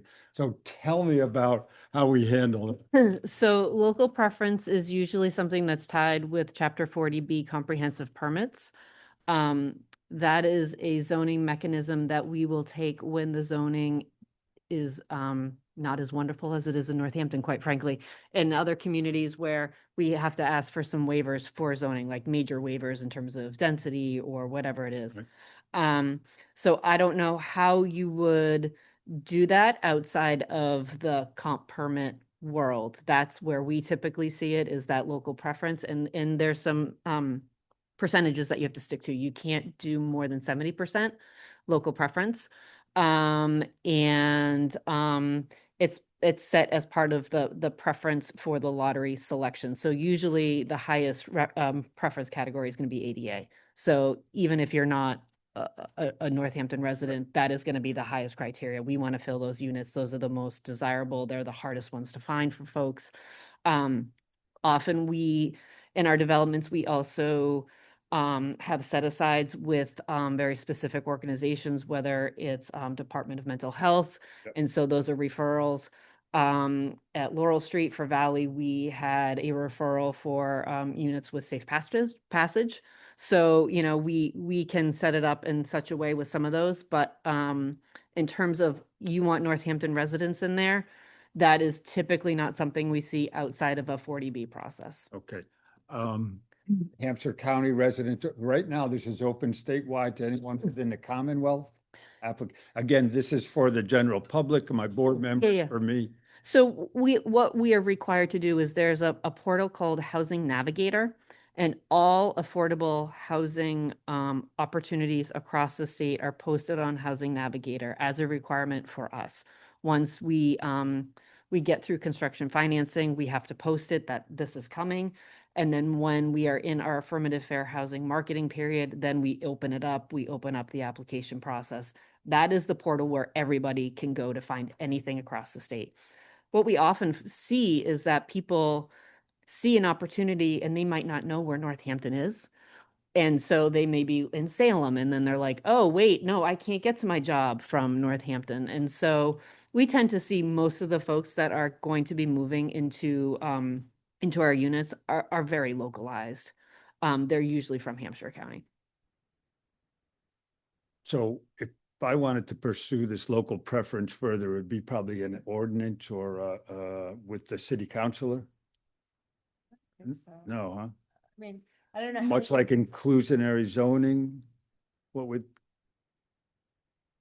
Yeah, I mean, we could certainly have a conversation about this later. But it's very hard to enforce. The city doesn't create housing units. The city doesn't manage housing units. And so, there's nothing really the city can do, I would say. I think it's just a feel-good thing if any any community were to adopt something like that, because there's a long tail to maintenance and or management of units and making sure that all the criteria have been met. sure, yeah. I mean, I'm just trying to somehow speak to that big concern that we hear all the time, that I'm priced out of my hometown, yeah. But I think the other piece to understand, which people don't understand, is being priced out of your hometown doesn't mean you're eligible for the affordable housing units that are being built. No, Because people say, sure. I can't afford the units. That doesn't mean that their income makes them eligible No, for them. sure, but we have plenty of people who work downtown who would like to live in the area and they can't. Mhm. And I think that's one way to kind of try to address that, but. I mean, I'll also add, when we do our marketing, we do very robust marketing campaign, not just putting the ads in the paper, but we go out and we flyer, we hit all the businesses, we go to Stop and Shop, we go to Big Y, Yep. we hit the places that we anticipate that that folks work that may need these units. So we do a lot of boots on the ground, hitting the pavement, getting the word out the best that we can, above and beyond what's asked of us in the affirmative fair housing marketing Great. plan. And I appreciate that. Yeah. Okey doke. And I preface my comments that this may not be the right place for it, but there was a spot to bring it up. So thanks for bearing with me. Thank you, George. I've made a little list here and I know I'm missing some things, so I'd like others to add to it of things that we have discussed, but I'm not sure we have fully resolved. Two things we haven't really discussed at all that the applicant mentioned in their presentation, that request for waivers for the light spillover and the traffic study. So that's just something we need to discuss. There have been some, questions and suggestions related to the safe bike flow down Merrick, the crosswalk at King Street, possibly the planting plan and maintenance around that, and probably the biggest pending question is the design guidelines as they relate to the facade along Merrick Lane. Are there other kind of big pending issues? And/or is there anything that anyone on the board wants to feedback to give to the applicant on those as they think about, continuing this? Just a very little one. And again, I really appreciate that the design incorporated in both buildings, inside storage for bicycles, which is great. And I think it was mentioned during the presentation that there's going to be a total of 12 racks outside for 12 bikes. Okay, that to me doesn't seem enough for 90 people, even though there's inside storage, and I don't know how many bikes are anticipated to be stored. stored inside, but when I go to Lumberyard or Live 155, we all know that those bike racks are overflowing with good and abandoned bikes. So I might want to ask you to expand just the bike rack storage outside. So I do appreciate that there's inside storage. That's great. I have a clarifying question on Sure. in terms of the design guidelines for both the form-based code and central business architecture, they're complementary, but we did spend a lot of time with central business talking about the building articulation and materials and window sizes, and so I guess they're complementary, but sort of where does one stop and one begin? And if this board makes recommendations or requirements in terms of the design, does that kick us back to central business because they've already reviewed and approved this in terms of the building articulation and details, as opposed to the dimensional requirements that this board looks at?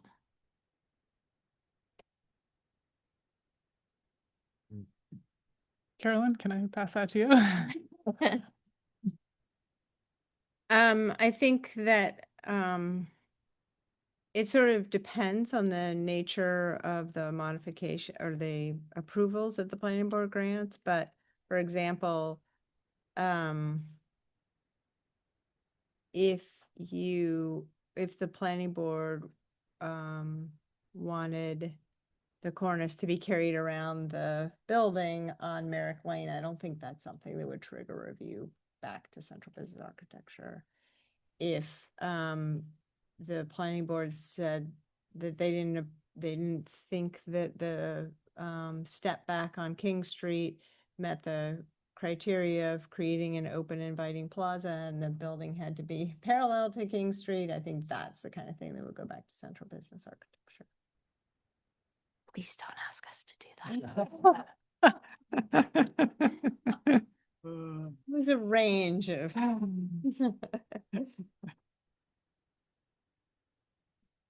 Okay. Anything else to add to that list? So I think what I would say, to the applicant is that you can see that we're all here kind of grappling with, at least my sense of things. I don't want to speak for everybody, but, my read on things is that generally there's a lot of, support for and interest in this project, and grappling with wanting to make sure that we are applying the standards as they are written, and that those design standards as they go down Merrick are a little bit of a sticking point. And so this, could be an opportunity for you to think about if there is a way that you could, in a way that is achievable for you within the scope of this project, to do a little bit more. So you don't need to come back with a revised plan, but you could come back with a revised plan that addresses some of the concerns that have been discussed. So Carolyn, in terms of a continuation, I think our next meeting is not until later in July. I mean, you could, I don't know how many people would be here. There is the Thursday in June, that's the 25th. I don't know if that's enough time for the board to sort of think about. I think it sounds like you also want just space to deliberate and talk about all of that. So there isn't any meeting scheduled on the 25th. You could schedule a meeting for that day, or if it would give more time, if there may be some design modifications. I think July, what did we, 9th? I think we said. Yes. We have enough people here for that? I'm not here for that. I'll be here on the 9th. But I would not be here on the 25th. Okay. I also really can't do the 25th. Okay. So then that And would be, Sam's recused and we need a super Right. majority, right? right, So- right. Okay. So 1, 2, 3, 4, 5, 6 The for the 9th? 9th. Yeah, the 9th is fine. We have Wait, 6 Stacy. oh no, 5 for the 9th. And Yeah, four for the 25th, so. Right, so we can't do the 25th because we'd have to continue it anyway. Just so I'm sorry, can I ask, just so we come back prepared, I just want to be clear. You'd like us to talk about the light spillover on the public ways. And I guess in the past, when it's on a public sidewalk, which increases the safety by having light on it, that hasn't been an issue, but is the board saying that it's not acceptable, the spillover on a public way? No, I more just wanted to flag that you requested a waiver related to that spillover, or that would require a waiver, and we have not yet discussed it. So I'm not That's saying just that a discussion yes, we have not, and the same for the waiver for the traffic study. It's just as we're going through, our deliberations and ultimately, making a motion, any waivers that have been requested need to be addressed as part of that, and we haven't even touched them yet. So, Okay. And then the crosswalk, are you asking us to come back with a modification on King Street to the crosswalk? To some degree or and I know that's, yes. I'm not I sure thought I that saw something in the public record about the crosswalk. I, Yeah. There was so much I reviewed, though I forget what it was. Wasn't that discussed? Did DPW discuss it or something? that crosswalk. The King Street crosswalk? Yeah. No? I think I would suggest that's a bigger conversation, not for the applicant, because it's a mid-block crossing. And so we need to look at the standards and whether that's even the appropriate place to really bolster. So in the way that you're talking about, is it appropriate for a speed table or a flashing crossing? So I would say it's very, very important for the project because of the heightened amount of pedestrian activity there on King Street. So I don't know how we're going to address it, but I don't think we can keep it off the table. I don't know how to do that. I'm not familiar, but I know we've done things around the town when things have come up down at Smith College on West Street, and other places that haven't taken years to do. And I think it's just gonna be too dangerous of a situation for us to kind of let the DPW just address that in time, to bring it to the TPC and kind of play with it there. I don't know, maybe that's the recommendation from the applicant or from the planning office, that we bring it to TPC and it'll take this amount of time, and then we can condition that the crosswalk has to be addressed before this amount of time, before a CO or something. But I think it's an accident, more than one accident waiting to happen there. Okay. Perhaps suggestions on how to make that crosswalk more safe. Yes, exactly. Okay. And then the planting and maintenance, you're just looking for a planting and maintenance plan? Is that what you're asking us to come back with? Like, how are we gonna get the wildflowers to grow? Eventually that definitely needs to happen. I don't know that that needs to happen in your schematic phase that we're still in, but I don't know, I'm saying eventually that needs to happen. I don't know that the board can enforce that on you, but does a native wildflower meadow need a maintenance plan? Yes. Okay. I'm I'm mostly asking so we come back prepared to. I don't know if you need that for the next meeting. But that's something that Would be a needs to happen condition or yeah. a condition. Well, like all these things, the more you address our concerns, the more likely we're going to breeze through the next hearing. Yeah, and that's why I'm asking. I just want to be prepared and understand what you're looking for when we come back again. Yeah, well, and I'm sorry, because in some of these cases, I think we're not 100% sure exactly what we're looking for. This is why we need to continue, because we just need more time to deliberate. So I'm trying to give you as much information as I can, but this is why we just need more time to be able to kind of work through these pending questions. So it may be, but in the end, we don't decide to require a maintenance plan or the King Street stuff. So I don't want to make you go and do extra work. I'm just trying to signal to you, these are sort of the things that at least this list where I expect we still will need be to talking discuss more it. about Okay, next yeah, time. that's Although- great. I just want to make sure that we're. Absolutely. Although I'll caveat that by saying, if they want to do more extra work, Well, we're not discouraging them. yes, and that's what my suggestion about, the articulation and so forth. Like, I don't think we're requiring you to come back with anything, but Have some thoughts about it. yeah. Okay. Yeah. Thank you very much. Yeah. Well, I guess I would like thoughts on what the specific waivers like what waivers you're requesting for the facade on Merrick Lane.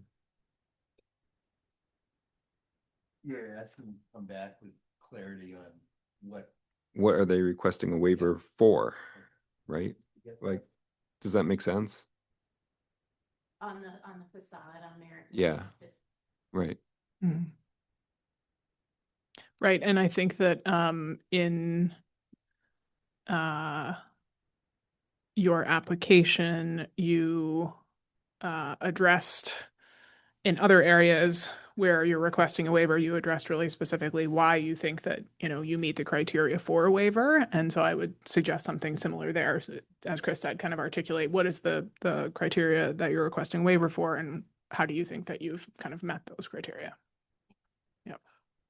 And are we keeping the back building VCD out of that whole question because it's on a private street? So that's totally falling within another bailiwick in terms of the guidelines. Right? Yes. So they don't need. I haven't heard any particular concerns expressed about that back building. So I think we're That generally, standard is only for street front buildings. yeah, Okay. So it's not applicable. yeah. And again, this partly turns on whether Merrick is a side street or an alley or what. Well, that end of it is definitely not a street. Right. No. I didn't, yeah. Yeah. Yeah. And the 2-foot height of the parapet is measured from the top of the roof joist to the top of the parapet. So you might already have 2 feet, depending on how thick your insulation is. I don't know. So I didn't mean to scare you. But pay special attention to whatever that is, K5B2. Okay. All right, so it looks like we need to move to the July meeting in order to have sufficient quorum for the two permit votes. Carolyn, are there any other hearings scheduled for the 9th? No. Okay, so should we schedule this for 7? Okay. Anything else, or is there a motion?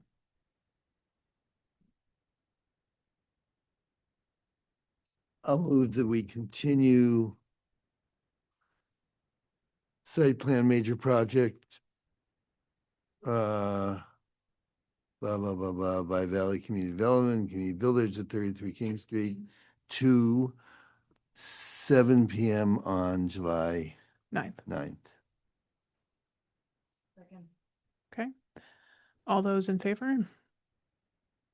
Okay, great. Thank you all.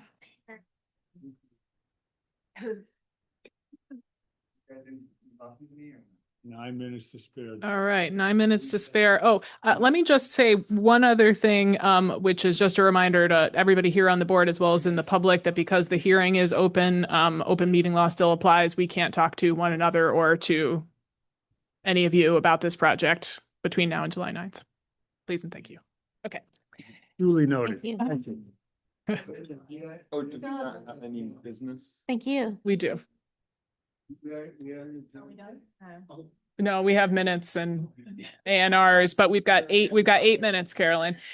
So if folks in the audience, we do actually have a little bit of other business we need to attend to. So if you could take your conversation out into the hallway, that would be very helpful. Thank you so much. Oh. Oh, but it's next to dirty Kleenex. City Council is so gross.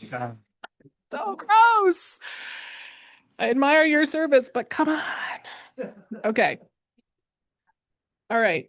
We're gonna roll here. Carolyn sent out Could we be quiet down? We're still in a meeting. Okay, so Carolyn sent out 2 sets of meetings for, Yeah. You can talk out in the hall. He still has business. Carolyn sent out 2 sets of minutes for April 23rd and May 14th. I had a chance to look through those. I'm assuming others did as well. Any amendments, or is there a motion? You are still allowed to, you're just voting them, accepting them, voting to accept them into the record. I move that we approve the 2 minutes that are on the agenda. Is there a second? I second. All those in favor? Okay, unanimous. 7 minutes. What you got, Carolyn?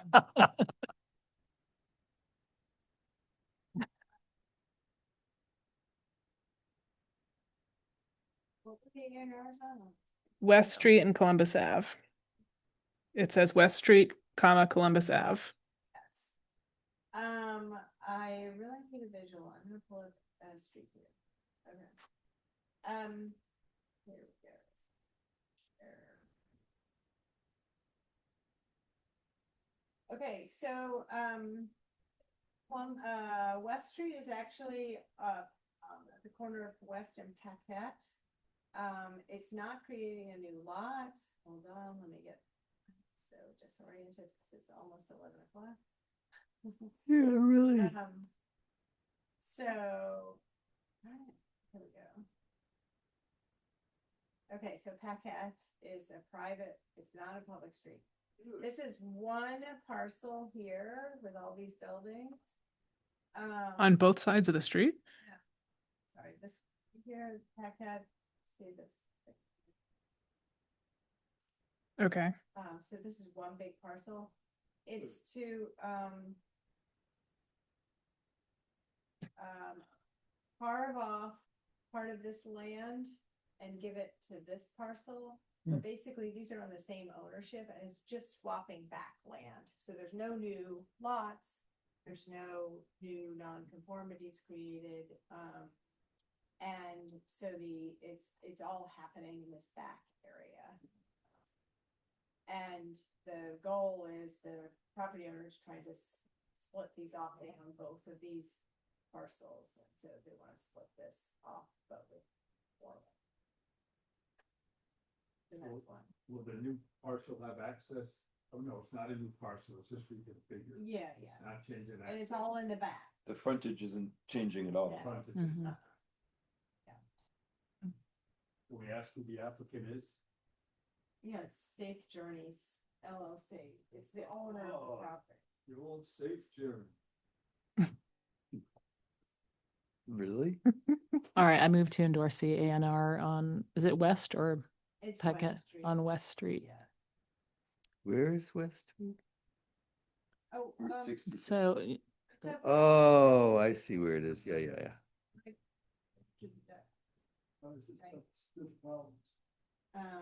Okay, so Stacy. Was there a Stacy has moved to endorse the ANR in West Street? Is there a second?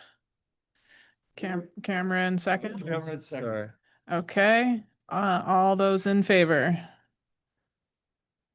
Chris? Chris abstains. Did you part of Safe Journeys LLC? No. Just didn't feel like voting. Well, I didn't want to discourage anyone else, but I won't vote if I can't see the ANR.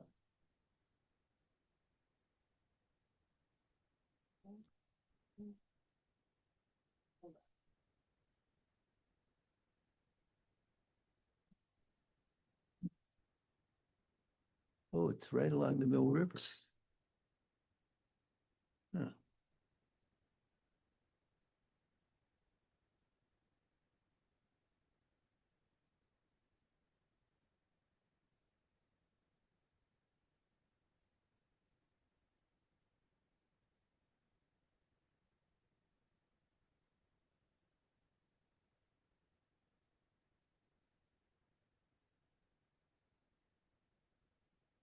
Did you already do minutes? Yeah. yeah, Rich, move, No. Oh, okay. moved and seconded. I don't know who seconded the minutes motion? Stacy, I think. Yeah, I think it was. Did I?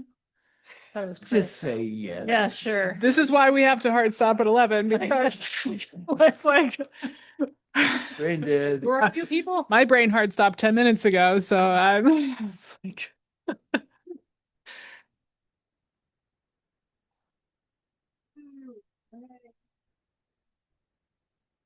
All right.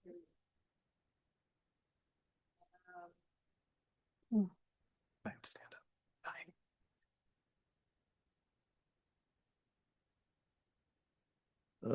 Okay, so Oh. Columbus Ave. Okay. This is a land swap, just a tiny piece here. So again, no new lots created, just taking this piece and to be combined with this bigger piece. Huh. Here. So that's all it is. Okay, I wholeheartedly endorse this A&R on, yeah, Columbus. on Columbus Ave. Oh, there it is. Is there a second? Stacy. Yeah, I'll second. Sorry. Okay, any Oh, I feel any into discussion? that. Okay. Okay, all those in favor of endorsing the A&R in Columbus? Unanimous. Okay, how about this? Back- Sure. We would love to. Some of us would love to.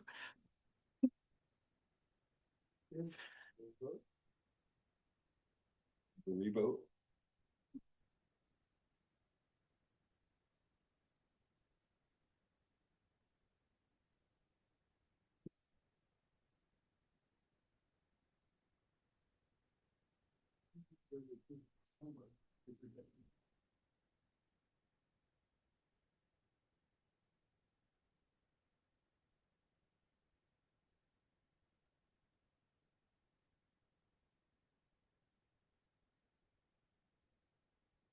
It's 11 o'clock exactly. 60 seconds.